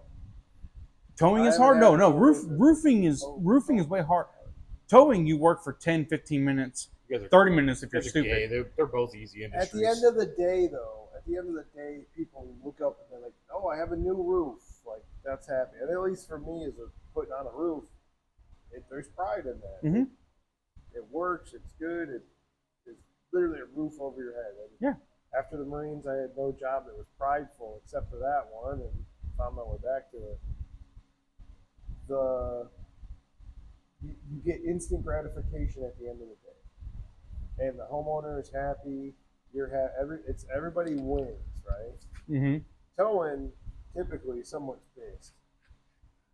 But they're pissed at the wrong person. Right? Yeah, it's their fault at the end of the day. Not even their fault. I've had my car towed. You and I break was down twice. You break down because we didn't do we didn't do any impounds. No. No, we can't didn't park there. Yeah, still, if you're broke down, though, you're still not in a good mood. That's what I'm saying. But you're pissed at the wrong person. So when you call your insurance and we tell them, well, our ETA, and what does ETA stand for? Estimated time of arrival. Yeah. And we show up in, or eat that ass. We show up at on what we show up in 120 minutes. They're fucking livid at us. Like it's not as simple as like you call your insurance and we have a truck just sitting around doing fucking nothing. Yeah, tow truck driver. You're not the only person who's broken down right now. So then we got customers to deal with, and then I got employees to deal with who want to text and drive, want to speed everywhere. My phone's constantly going off because they're speeding, or they're texting and driving, or they're hard braking or hard turning, or they're on scene for 45 minutes for a simple fucking easy ass like pop in neutral, pull it up, strap it down, and you're out. I mean, everything's working against the owner of a tow company. Like, someone who needs a roof, right? Has anyone, when you showed up to do a roof, has anyone said, oh, what tools do you guys use mostly? What brand tools? Let's just say Pittsburgh. Has anyone ever said, oh, yeah, Pittsburgh? Can you do it with that tool? No. Every time I showed up, say it's a fucking all-wheel drive car, and I show up with a wheel lift. Oh, this has to be on a flatbed. No, we have the equipment. We have dollies. We can lift the back wheels up. It'll be off the ground. Oh, but what about this? What about this? And this may be biased by saying this, but towing is the only industry that I've ever been in where when you show up to a job, I say a scene because but a job, they question everything you're doing. Why is that? Because the stigma around towing is these guys are idiots. They don't know what they're doing. And I know it's best for my vehicle, even though I've never had to put it on anything more than a driveway. You show up to a Jaguar F-Pace, you got a dolly or a flatbed it. All you got is a dolly, is a wheel lift with dollies available. And you show up with a dolly or a wheel lift, and they're like, my car's not going on that. Imagine if you showed up to a job one morning after you did all this planning and everything. I know it's you have to do more planning, but then you show up to a job and like, you guys aren't using fucking Pittsburgh tools. Like then you're like, all right, well, fuck, the customer you got to do it, because if you tow the car with dollies, and for some reason that there's a small little fucking mark on the tires. Well, those weren't there before you towed it. But if you put the shingles on and one's out of place, well, that shingle wasn't there when you last did it. Like towing is the only industry that I've ever been in and also have seen that. Like if you called a plumber right now to go unclog your toilet, are you gonna bitch that he's got DeWalt tools versus Milwaukee or Ryobi? I will. You're not gonna give a shit. Fuck you. You're not gonna give a shit. Ryobi, dude, get the fuck out of my house. You ain't gonna do shit. You ain't gonna do shit. Both of you are fucking liars. You ain't gonna do shit. You're gonna be like, oh yeah, man, my toilet's clogged. Don't worry, we'll get it done, no problem. If he's got Milwaukee tools, I'll be like, all right, he knows what you're talking about. If you got Milwaukee tools, it's probably more expensive. Like, oh, that's why this guy's so expensive. Oh, this tools are in. That's what I'm saying. All I'm gonna say is that y'all When you- got it easy. No. Because dumpsters is the hardest thing. Yeah. Somebody calls, they're like, hey, can I get a dumpster? And you're like, yeah, it'll be there sometime today. And they're like, all right, perfect. And you go set it in the driveway, and then they call back 10 days later, and they're like, hey, I'm done with this. You can come pick it up. And I'm like, all right, cool. I'll get it tomorrow. And they're like, all right, thank you. That's fucking hard, dude. Yeah. I love roofing because it is like the Marine Corps. There's so much chaos in it. And every day something different happens. And you never know what's going to happen. And knock on wood, and like God forbid something were to happen to somebody getting hurt, right? If that doesn't happen, hey, it's a great day of roofing. Hey, we're going to have problems. We're going to have this doesn't show up. But I guarantee you'll never have customers saying, "Oh, you're using fucking that type of plywood." I've had customers that are more difficult, and I was like, all right, I got to be attentive to this customer. I have to let But them. difficult how? Well, because I think there's 4 types of people when you go to sell to them. The first person is like, hey, bring me in as your friend, and I want that type of backing. The other person is analytical, and they want to know everything about the shingle, what's in the shingle, what's it made out of, what's the wind rating, every technical thing about, okay, why do you do it this way, right? They're very like that way. Some customers just want, hey, just give me the best. Just give me the best thing that you have. I don't care what the price is. This is That's how I deep want it pockets. done. Yeah. And then other people are saying, I want it done in this amount of time. I want it done this quick. I don't care what the shingles look like.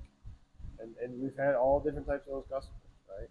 I like the person that's like that. So everybody's different, right? I've had people that, hey, just put the roof on. Here's the check. Let's get it done. Can you have it done by Friday? Yep, sure, okay. Hey, notice commencement's good. We're starting Monday. Permit's good. XYZ. Okay, thanks. I like to even tell, like, what color shingles do you want? I don't care. All right. Whatever your favorite shingle is, use it. White. Okay, all right, sweet.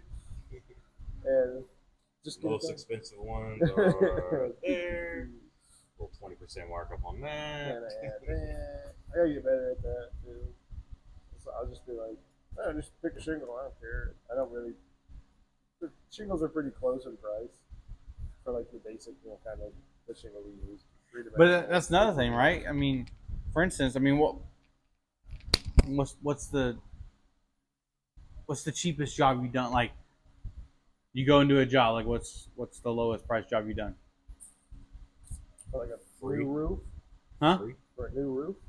No, just in general. Like, if you had to go patch a couple of spots, like, I mean, like a service call is, depending what it is, like $150 to $300. and what's that? You send a guy out, or maybe you go out with some shingles or whatever, and you know what I mean, right? Maybe. And you can go out there with a $40,000 pickup truck, right? You can go out there with a fucking $20,000 car with that equipment. Yeah, the liability, depending on how soon. Usually usually I don't get up on the roof for less than like $200 or $300. Right? That's another thing comparing it to towing. I mean, I got a $100,000 truck, and $300,000 insurance policy, and $10,000 worth of equipment, chains, binder, anything. And I go out there and I tow $120,000 car for $60, maybe. I'm lucky sometimes. It's a hard business. I'm not saying yours is not hard. I'm not saying that. I'm just saying like the comparison, like the risk versus reward in the towing business is it depends on what you put in place. Why'd you get into towing? Why did I get into towing? All right, that's a good question. Here's a good answer. I'm gonna go piss. You ladies keep talking. Can't stop filming. I know. I'm not. No, who won't stop filming? We can't pause it. That's against the rule. So why I got into towing? Easy answer. Transportation has been in my family at least for the past 50 years. I necessarily didn't join the Marine Corps to do transportation, but I got lucky enough to be in transportation in the Marines. So I did it. And I loved it. I enjoyed it. First of all, I enjoy driving. I like challenges. I like learning something new. And not every call, but majority of calls on a tow, you learn something new, or you have to put some other skill that you learned previously into effect. So that's cool. I like that. And ultimately, I like helping people. I like being able to I'm broken down on the side of the road. Come help me, please. And I'm there.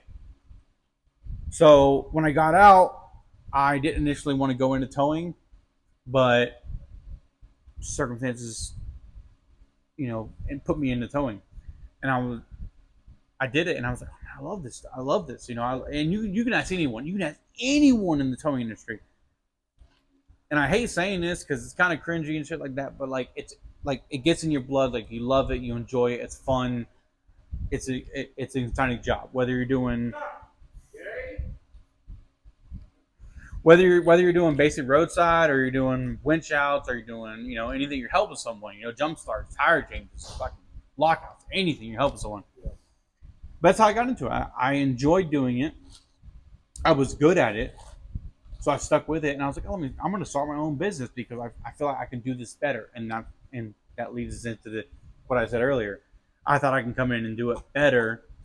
And it's not that I couldn't do it better. It's that, honestly, the industry wouldn't allow me to do it better. And it's not just the industry. It's the customers in the industry. They want me to do it better. It's kind of like, I feel like being a police officer, maybe. It's kind of like that. Like, police officers have to deal with people that are not at their best moments. Yeah. And sometimes they save the day, but they also have to deal with people just that aren't happy. As compared to being like a firefighter. Yep. Firefighter, you're saving the day. Yeah. When you're there, you're helping someone. People are happy. No matter what. Yeah. Yep. People are very happy to see the fire. Somebody's not happy when. Honestly, if you really want to, if you want to put it in comparison, that's kind of towing versus roofing. We show up, it's not always a good thing. We could be impounding, we could be towing them away, whatever. Roofing, you're helping. There's no not helping someone in roofing. Yeah. In towing, there's a stigma around towing. When people think about towing, it's like, oh, them motherfuckers, they towed my vehicle away because I backed in. Or they towed my vehicle away because of this or that, Yeah, fuck them guys. I got my truck, so it sucks, right? So it sucks. I didn't feel like it was. But if you needed a new roof, it's like, I need a new roof. Let's save up for it, or let's dip into savings. You break down, fuck, I broke down. I don't have money to pay for this tow. And when we come to tow your vehicle, we pick it up and we put it in the hook. You can't pay for it. We gotta we have to tow it. We have to take it to an impound lot. And once it gets to the impound lot, it's more expensive. It's not because I'm not gonna say everyone, because some people enjoy that. It's not because we want it, but for me, it's not because I wanted to, because I had to. I have to get paid for what I did. It's a service I'm providing, because my first 2 months, I did a winch out for someone, and I told him the price. And he tried to play the game of, oh, well, your office told me something different. Buddy, I am the office right now. I've been in business for 2 months. I am the office. When you called, it was me on the phone that you woke up at 2 o'clock in the morning to go winch you out in the sugar stand. I'm the one who told you $250. It's like it's me. So when they're like, "Oh, my office was something different," and and I cut them a deal. I said, "I tell you what, if anyone else, if they were to tell you right now, it'd be $400 by the time it gets it back to the impound lot. I will only put it to $300 if you can get it by noon tomorrow." Not an amazing deal, but it's a deal. It's a compromise that I was willing to do. And who knows? Maybe that's what put me out. Maybe the compromises and the willingness to help people is what put me out. And that's what I don't want that to happen to you. Did you take on loans, or did you have how much did you have to make per month? Was it a lot? It depended, but in the beginning, we had to make about $12,000 a month to cover fuel, truck payment, and all that stuff. Luckily, we had reserve savings that we could pay ourselves, or at least float on, until we started making actual money. But yeah, in the beginning, it was about $12,000 a month. We needed to make solid $12,000 a month to be able to keep running the company. What I did, Did not buy a tow truck. Would have gotten in roofing. Bing, bing, bing. I would have fucking went there. Hey, Johnny, I'll be your first crew leader. Yeah. No, what I would have done different is I would have bought a used truck. I would have saved a little money up, bought a used truck. Used tow truck? Used tow truck with cash. And then not been so compromisable. I wouldn't have been like, oh well, if you do this, we'll do. No, I wouldn't have done that. And I say that now, but even 4 months ago, back in February, 3 months ago, whatever, I did the same thing. I compromised because they played on my heartstrings. And I think in the industry of towing, you can't have a heart. You can't be sentimental. They called me. I impounded their vehicle because at this point I'm impounding vehicles. I'm towing vehicles away from places not supposed to be at. And they called me and they had the baby crying in the background.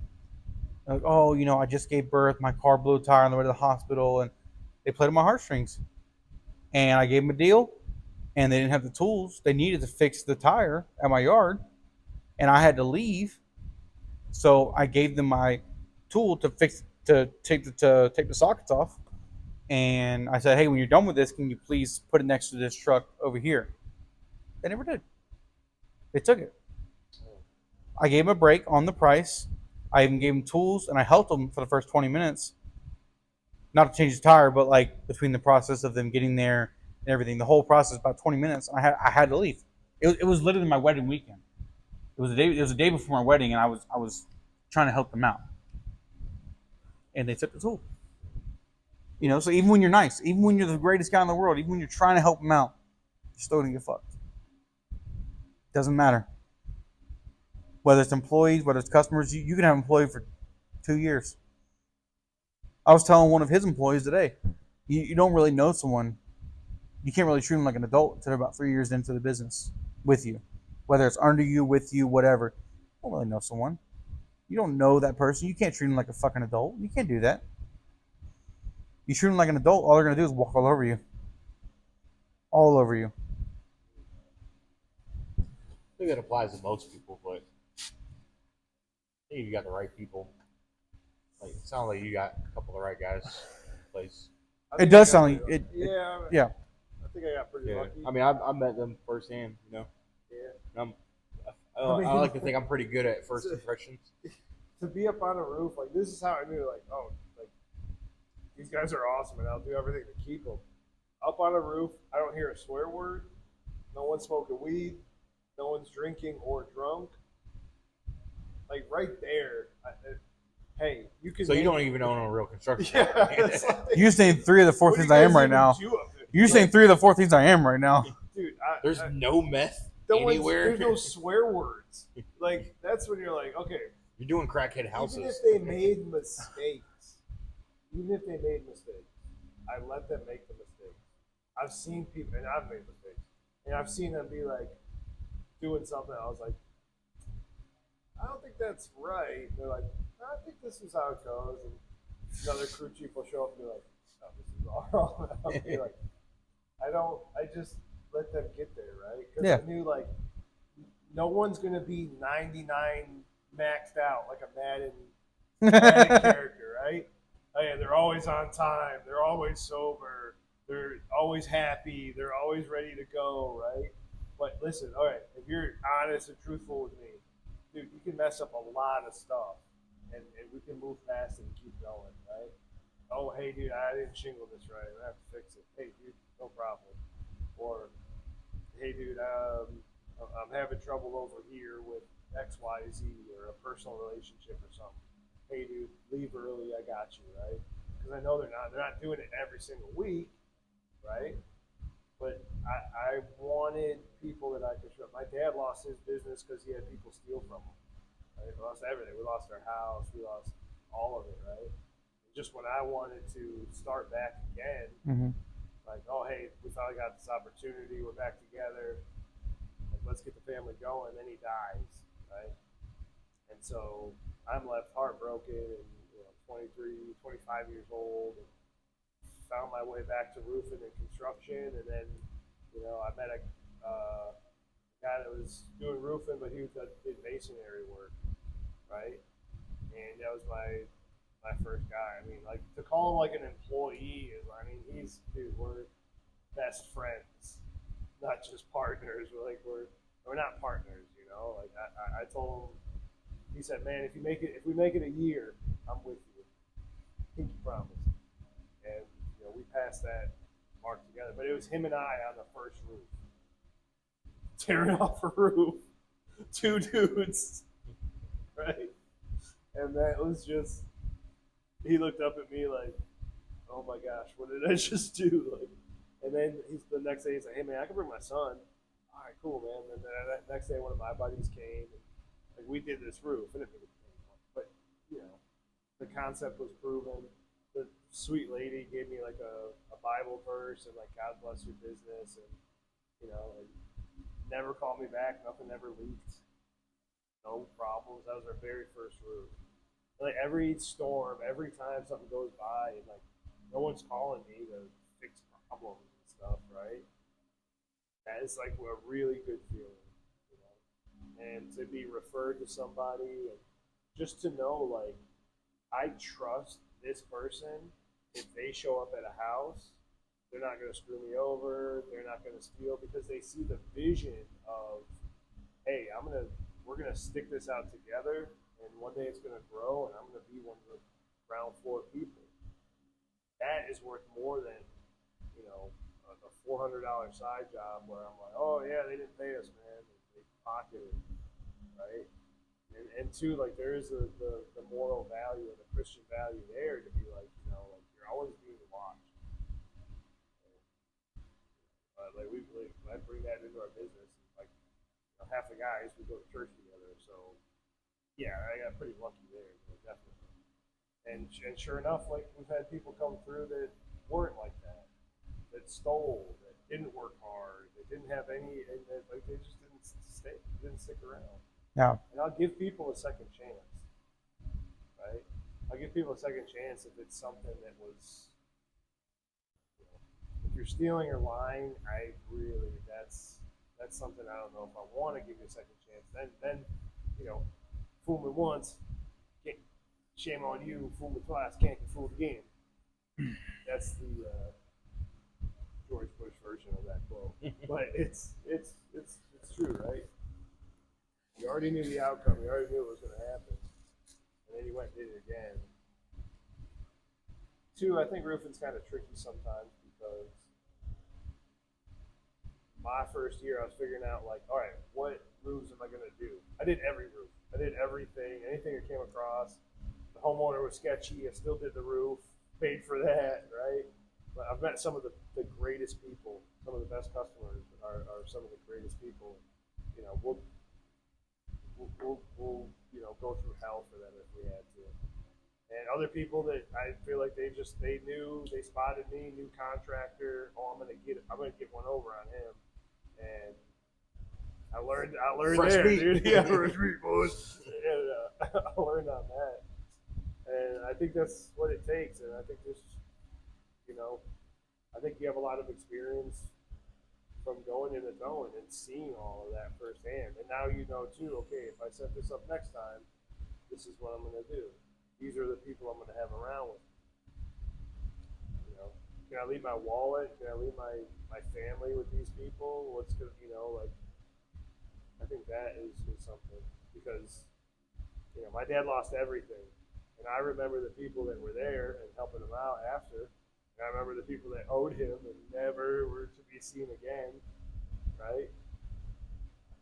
Yeah. So, those are people on the list to take care of, and the other people, unfortunately, like, yeah, I got nothing for you. You know, and you guys see that. So, yeah. I mean, who knows? Maybe I just didn't do it right. I wouldn't say it that way. I mean, dude, my stuff might go under tomorrow, and I'll say some of the same things. I was like, oh, I did this, this, and this right, and this, and this wrong. And when I go to do it the next time, this is what I'm going to do. And I got 2 years of experience. I think Sean and I talked about that today. It was like, if I knew today what I knew 2 years ago about starting a roofing company, oh boy, it would be really far ahead. So now I take that into account. Okay, the next business or the next thing I'm going to start, okay, I know I have to have this in order. Having some money in the bank would be nice, right? Like, yeah. If you just do $37 million of sales, hey, in you know 11 what? months, The first year, I don't know why you're not selling. you don't need money. 37. Or you just got to put your floors in. That's all. You know, if I sell 37 million, yeah, I don't know what I'd do. I'd probably act like I didn't, right? I'd probably just act super broke. Coming on the podcast like, dude, guys, you pay me for this time, bro. My time is important, dude. I need at least $500. What makes you feel like you need to give people second chances?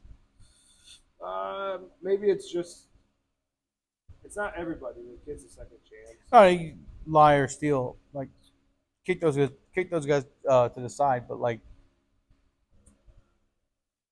I think some people I was kind of hard on. I think some of those people they were difficult to deal with, or they were going through something, and I would tell them like, dude, you can't bring this into work. Dude, you can't bring this into work. Dude, you have to let this go. You cannot. It's affecting the rest of the people here. And maybe they just had to grow past it, or maybe they were just going through a tough time, and we couldn't, figure it out together. yeah. But it was causing problems, right? And so it was like, hey, dude, all right, I gotta sit you on the bench for a while. And now I think those people can come back because the first part was they're good workers, right? And maybe that's what I need sometimes. Hey, this job's not getting done. Why not? Well, because you got these two guys, and they're good dudes, but they're not good workers. Or you have, some people just get tired. And I understand that too, right? Not every week is the Super Bowl. You're not going to be doing home runs all the time. But I'm open to giving second chances, and I know that. Has it always been like that, or? There's days, because there's days where I was not a delight to be around. I wasn't a great. That's hard to believe, man. Come on. Dude, yeah, I mean, there was a day. You're one of the fucking nicest guys I know. There was a day at work where I got so mad, and I just held on to it the whole day. I did not say a word to anybody, and I just worked, and I just put my head down. And I felt like somebody kind of slighted me and said something to the boss, like, "Oh, John did this and this," and I was just like, "Oh, really? You gonna tell him about that?" Petty thing, nothing about work, about like a personal thing or something. I was just like, "All right." I didn't say a word to anybody. I just put my head down and went to work and didn't say bye or nothing. And we were like a tight crew. And this wasn't roofing. This isn't my job. I always try to bring morale boosting because that brings my good energy or good spirit or the spirit of the Lord out. Because you want that. And two, it's like, what's the point? Is the point to get all upset and get mad and yell? Because there's been plenty of times I wanted to do that. But as a grown man, if I'm up on a roof and someone's going to yell at me, if my boss is going to yell at me like that today, right now, I'm like, all right, man, you finish this yourself. I'll see you later. I mean, roofers are needed, very much so. And I think the wisest kids right now that are 18, 19 are like, I think I'm going to try the trades. Because there's nobody doing it. Or 50 years ago, everybody did it. Or everybody became a carpenter or like got into some trade. Like the average tradesman now is like 50 years old. So anybody that's under 50 that's doing it is breaking the curve. Like the stats were like, for every 50 that retires, 7 get into it. So I'm betting heavy on the construction industry that it's just going to grow.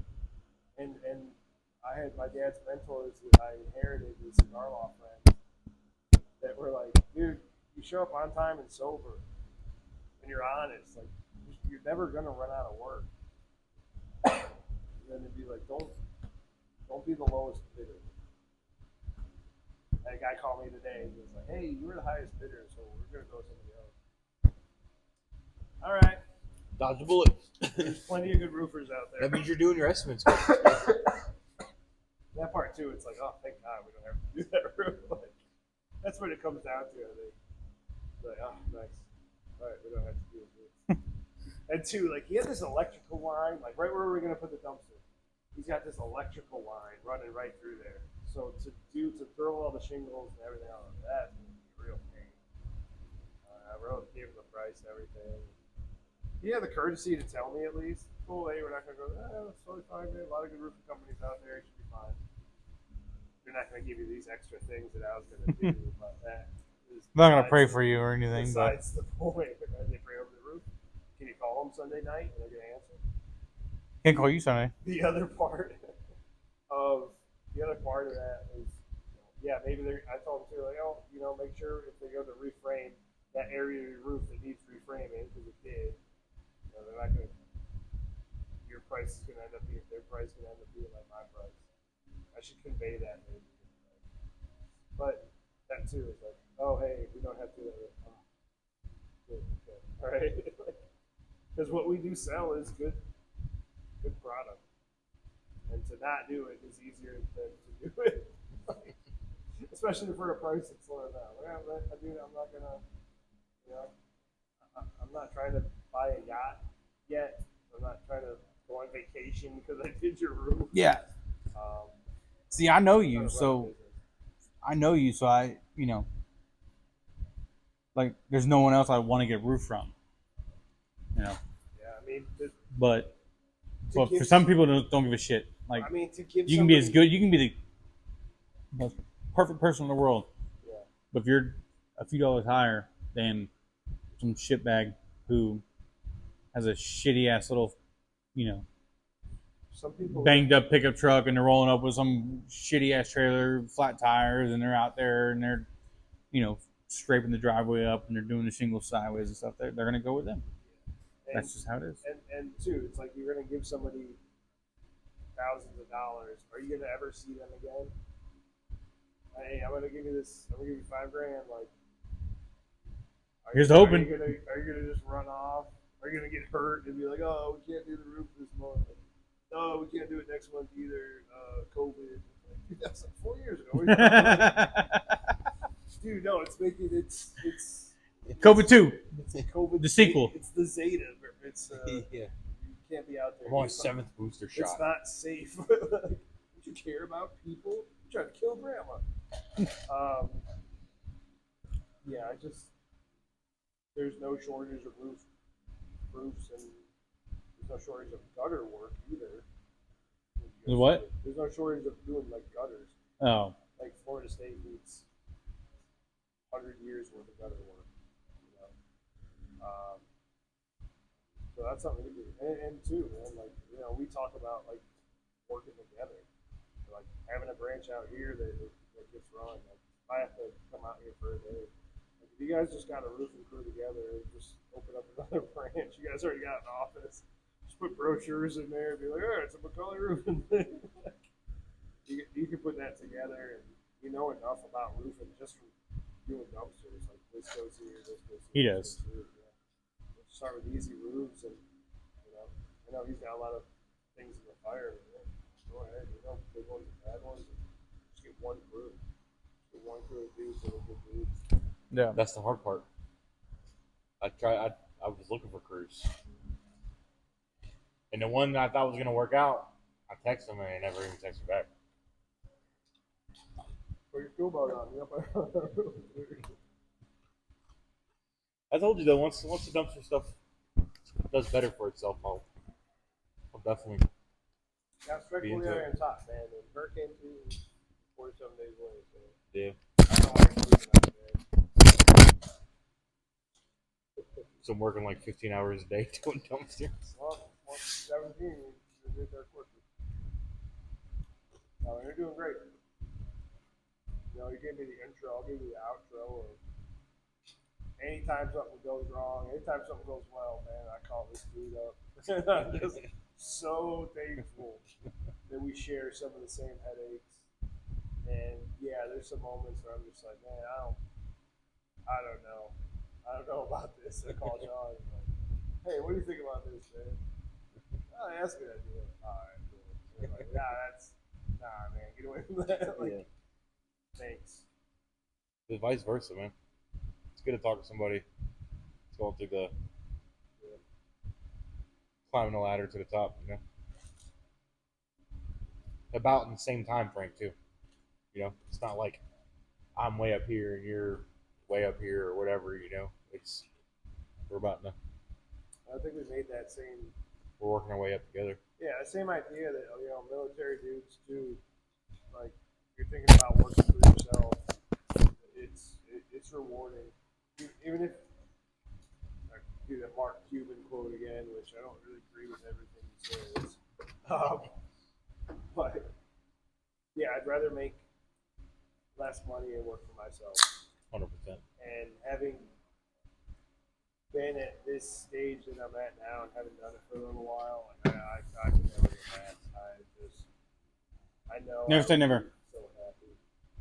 That's different. It's very different, and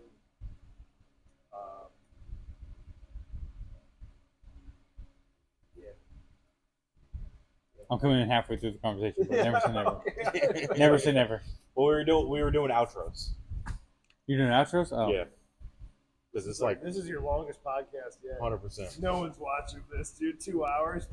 No way. Messing up the algorithm. Sorry. We didn't even hit on what I wanted to hit on. What do you want to hit on? No, we're not getting.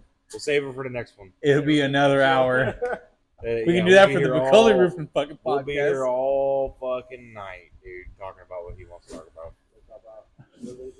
Yeah. It's not that I want to talk about religion. It's that We're talking about it. We're not talking no, about it. hold on. It's just real quick. It's not that I want to talk about religion. He's knocking at the door. Who's knocking on the door? Jesus. Door's locked. Well, let him in. See what changes. What do you Hear have me to out. lose? Hear me out. What do you have So to lose? real quick, I'm not gonna make this long. We can do this on another episode. But when it comes to religion, there's a lot of factors to play into it on both sides. You have a lot of good. It's going to be very long. You have a lot of valid points, or your side has a lot of value points, and the other side has a lot of value points. And I'm not gonna say my side has a lot of valid points because I don't necessarily don't believe in or do believe in. I've always wanted to sit down with someone who is a devout, not necessarily Christian or just a person who's very into their religion, and be able to sit down with them and have a conversation with them, and a neutral conversation. I don't want to cause an argument. I don't want to get into a battle or a debate. I just want to be able to ask the questions I want to ask that no one wants to ask, or when they do state these questions, it's always on a big fucking platform, and they're talking to a bunch of different people, and there's no Q&A. It's always just like, this is what I think, done. Yeah. So we can get into that on another episode, but I'd obviously would really like to be able to. Yeah. Do you ever listen to Andrew Hitchinson? No, Hitchens? never heard of him. Alex Hitchens? He's called the famous atheist, like the great atheist. Okay. Very intelligent guy, like very, very, very intelligent, and he was a big advocate for going to war. He was a big advocate against abortion. And what he said about religion, like the one thing that kind of like gets to him about it is the grand design, right? The design of the universe to like this, the magic numbers of mathematics that work out throughout the universe, and like how DNA and how all these things look alike. With you study space and you study the human body and you study the Earth, right? Like, is it that it started from nothing and there's this gases that exploded and evolution happened, or some thing created it? Or did some being put two adults, Adam and Eve, on a planet and said, "Don't eat the apple"? Because I agree with you. There's valid points on both sides, Right. 100%. The And I'm not even necessarily an atheist. I'm not Yeah. even like I don't consider myself an atheist. I don't get it. That's my biggest thing. So I don't understand. And I say the obsession with ease. I don't mean like you're obsessed with them, but I don't understand the obsession in general of like that. Mhm. That's Have just have you prayed to try to understand it? what's that? Have you prayed to try to understand it? I prayed for 13 weeks Uh-huh. between July 2013 and October 2013. That was when I was at boot camp. Uh-huh. That's when I prayed. Yeah. But I prayed because I was getting out of getting fucked. Did it work? No. Why That's not? what, it just did. You made it this far. Your prayer was answered, right? Sean's right, because we can make a whole other podcast out of this because Wait, you got your prayer answered, right? Sort of. You know what my prayer was? My prayer was, thank God I'm here today because I don't want to be getting IT. I don't want to be getting screwed with Jones Hunters, but it wasn't because I don't want to get in. It wasn't because it wasn't because I went to church. No, it wasn't. It wasn't. It's it that right there. That whole moment. It wasn't a religious thing. I didn't find Jesus in boot camp. I didn't say, oh my God, like the Holy Spirit. Like I went there to not get messed with. I went there because I wanted a few hours on a Sunday to not be messed with for 13 weeks. Okay. That was the only reason I went. Okay. And if I'm being honest, I didn't actually sit there and pray when they said bow your heads. Like the only reason I bowed my head is because there's drones that are staring at me like bow your head low. Yeah. Like I did. Like that was it. Like if they weren't there, I'd have been like what I always do. Like not disrespectfully. I don't like but when when I'm at family gatherings and I have certain religious people in my family and they say bow your heads before they, I'll look down and I'll out of respect, because I know for the most part when it comes to religion they just they're more of a respect thing, but I don't. It's just I don't know, man. It's just hard to believe, and who knows, down the road my mind might change. Well, I would encourage you to pray the next 13 weeks and see what happens. And God can do a lot with that. He can do a lot of testimony in your life. And I mean, it's taken 34 years for me to build a testimony, and it could take 20 seconds for me to lose that all. Yeah. Right? Yeah. It's not just the necessarily the here and now thing that like, oh, if I pray now, like, it's all throughout history. Like a good example is like God is all. He's all knowing. He's all powerful, right? That's the idea, right? Like that's what and but like just as a general question, why is there suffering in the world? And I'm not talking about by the human hands. I'm not talking about like murder. I'm not. We got free will, and from your side, God gave us free will. From my side, we are humans. We are free thinkers. I'm not talking about that. I'm talking about like earthquakes and stuff like that, or the child who was born with a disease, a debilitating disease that died before the age of 10. Like they didn't sin. There's no way they could sin. So like that's my viewpoint on it. And I think what solidified my viewpoint is when my uncle died. My uncle had Down syndrome and he died at 28. I think that's what solidified my viewpoint. He was the most kind-hearted person I know. You're actually better than him. He told me. He told me. But that's what I'm saying. Like he was the most kind-hearted person I know, and at 28, he's gone. Like that's what like when I was asked, I was in 8th grade. I remember it very vividly. I was in 8th grade. It happened around 9:30 at night. I remember that because that was my bedtime, and he passed away about 20 minutes after my bedtime. And yeah, he passed out 15 feet from me, 20 feet from me, maybe in the living room. You know, so it's like, how can I find God or, you know, let Jesus in when that is happening? So when that happened and counselors and stuff like that were like, hey, do you want to talk about it? You know, come sit down.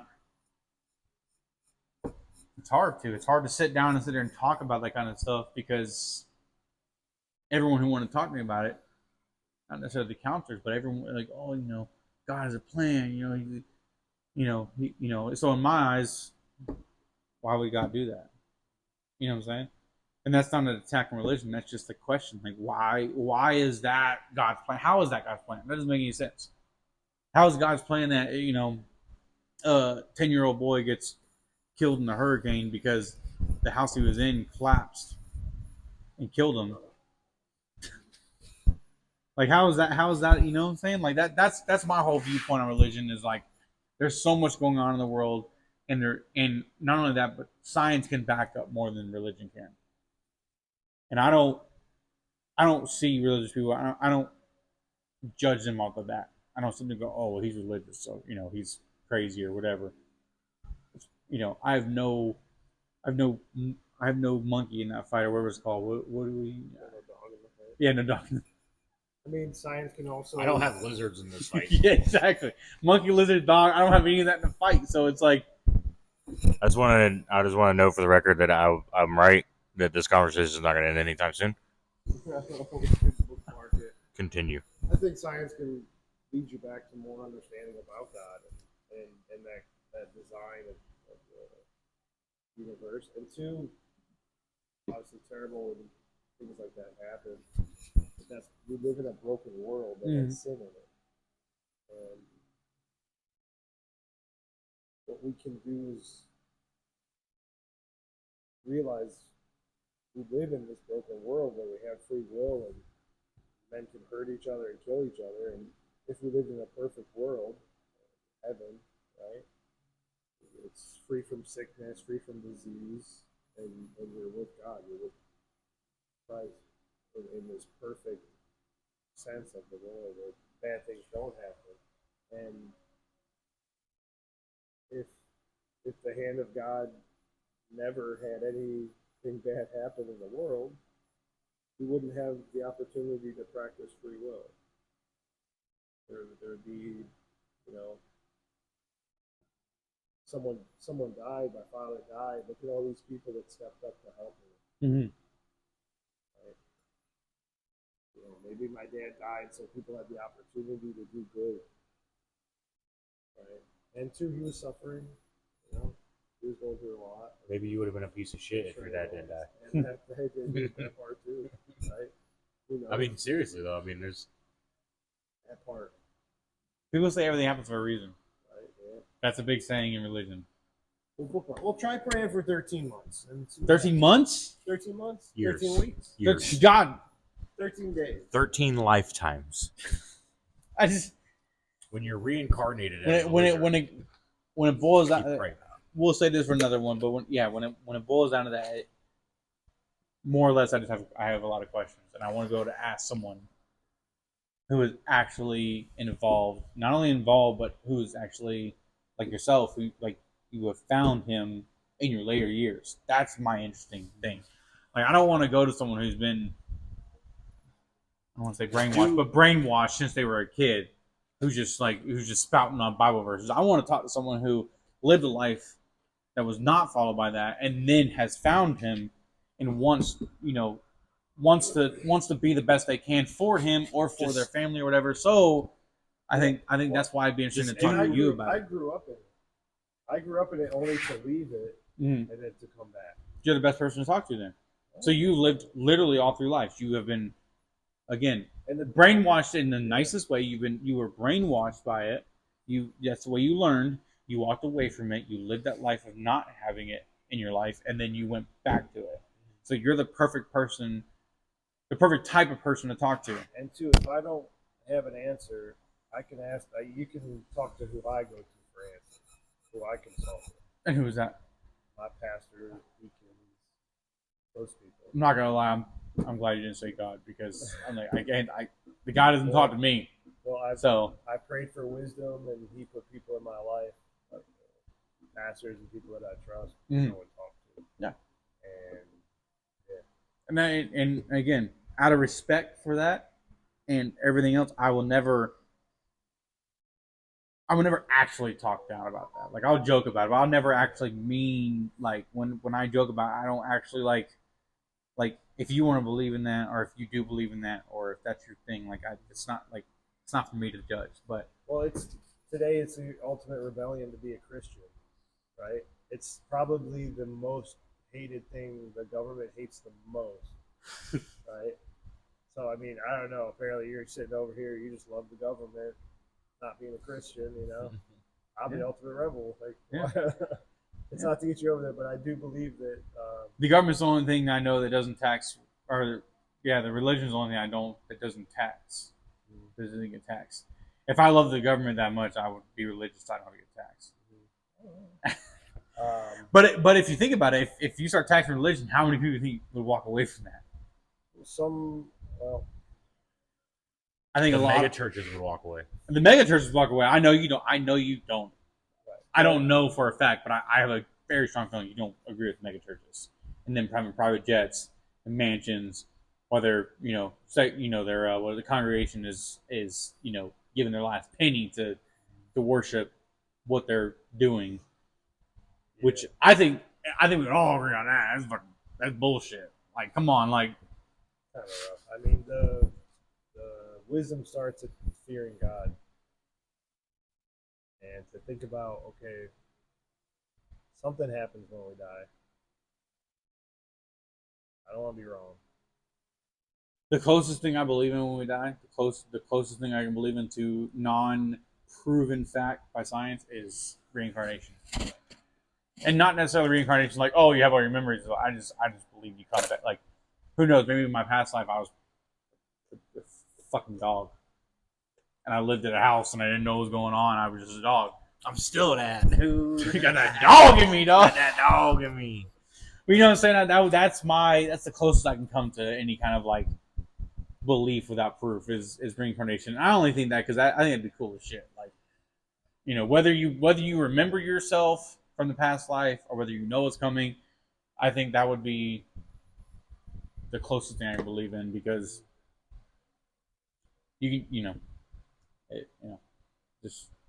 that's just what I believe in. Who knows? If only there was a book to find answers. If only, you're or right. A collection of books.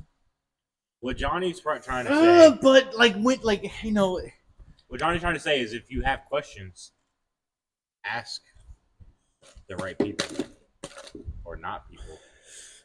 Yes, and he is the right person, and we can dive into this a lot more in detail later. But Shove up a Shub podcast. But hear me out. I think what religion does for a lot of people, and this is a very unpopular opinion, I think it takes their free will out of their mind.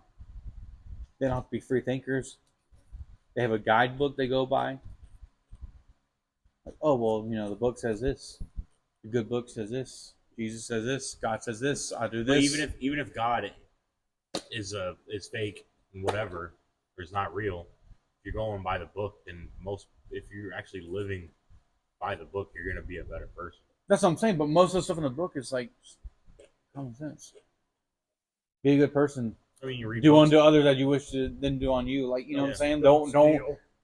Yeah. But if you want to learn something, you read books, right? You want to learn something, you read something. You don't just know it. Yeah. And when I have time I've always wanted to do this when I have time, and I like actual time. Very busy in my life right now with I don't know how to having read, kids and so everything. I tried to read it, and I can't read it, man. But I'm just I would What did you I would do? like to be able to, even if it's an audiobook or whatever. I would like to be able to read the Bible so I can understand more because I just don't get it because you're the only person I know that's religious that I have had a conversation with that hasn't reverted back to a Bible verse. Everyone I know that's religious is always reverted back to a Bible verse. Genesis chapter 16. I don't care about that. And that's why I think a lot of free will and free thinking is taken out of religious people. Because they always revert back to what the good book says. If you don't believe what the Bible has to say, it's tough for me to argue. But that's tough for me to say. Like, it is the most studied text ever in the history of the world, and there's every religion references Jesus as a living person, and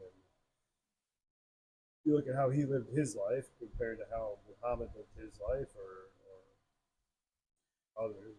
Well, that's the thing. It's not that I don't believe in that there's a higher power. It's just my way that I've always summed it up. And what I'll tell you now is that there is a God or a Jesus or and there's a heaven and everything. I look at him as like he's in charge of heaven. Only because of my experiences in life. Like my uncle dying at 28 is like, ooh, brother, ooh. Like this is a 3-hour podcast. Good. Wrap it up. I am wrapping I'm it going up. to bed, dude. I'm going to bed. So we either wrap this up with me here. Closing points. Closing points. Go ahead, Johnny. You're our guest. Sean, go first. Oh, Sean, go first. I'm fucking tired. I'm going to bed. Someone's got to be up early in the morning. Your closing point? No, you're next, man. You're the I'm guest. the guest. I get the last closing point. My closing points is this has been a fantastic podcast. I'm glad you came on. Same. I hope we have you on in the future because I'd really like to dive into that. Like I really would. Like not just like a negating version of it. Like I wanna like I'd be open to learn. If you can teach you something, yeah, great. He wants to learn. Wrap it up, dog. Fuck you. If you let God in, He has huge plans for your life. You just have to let Him in. Stop paying your taxes. And that question Stop everything. it.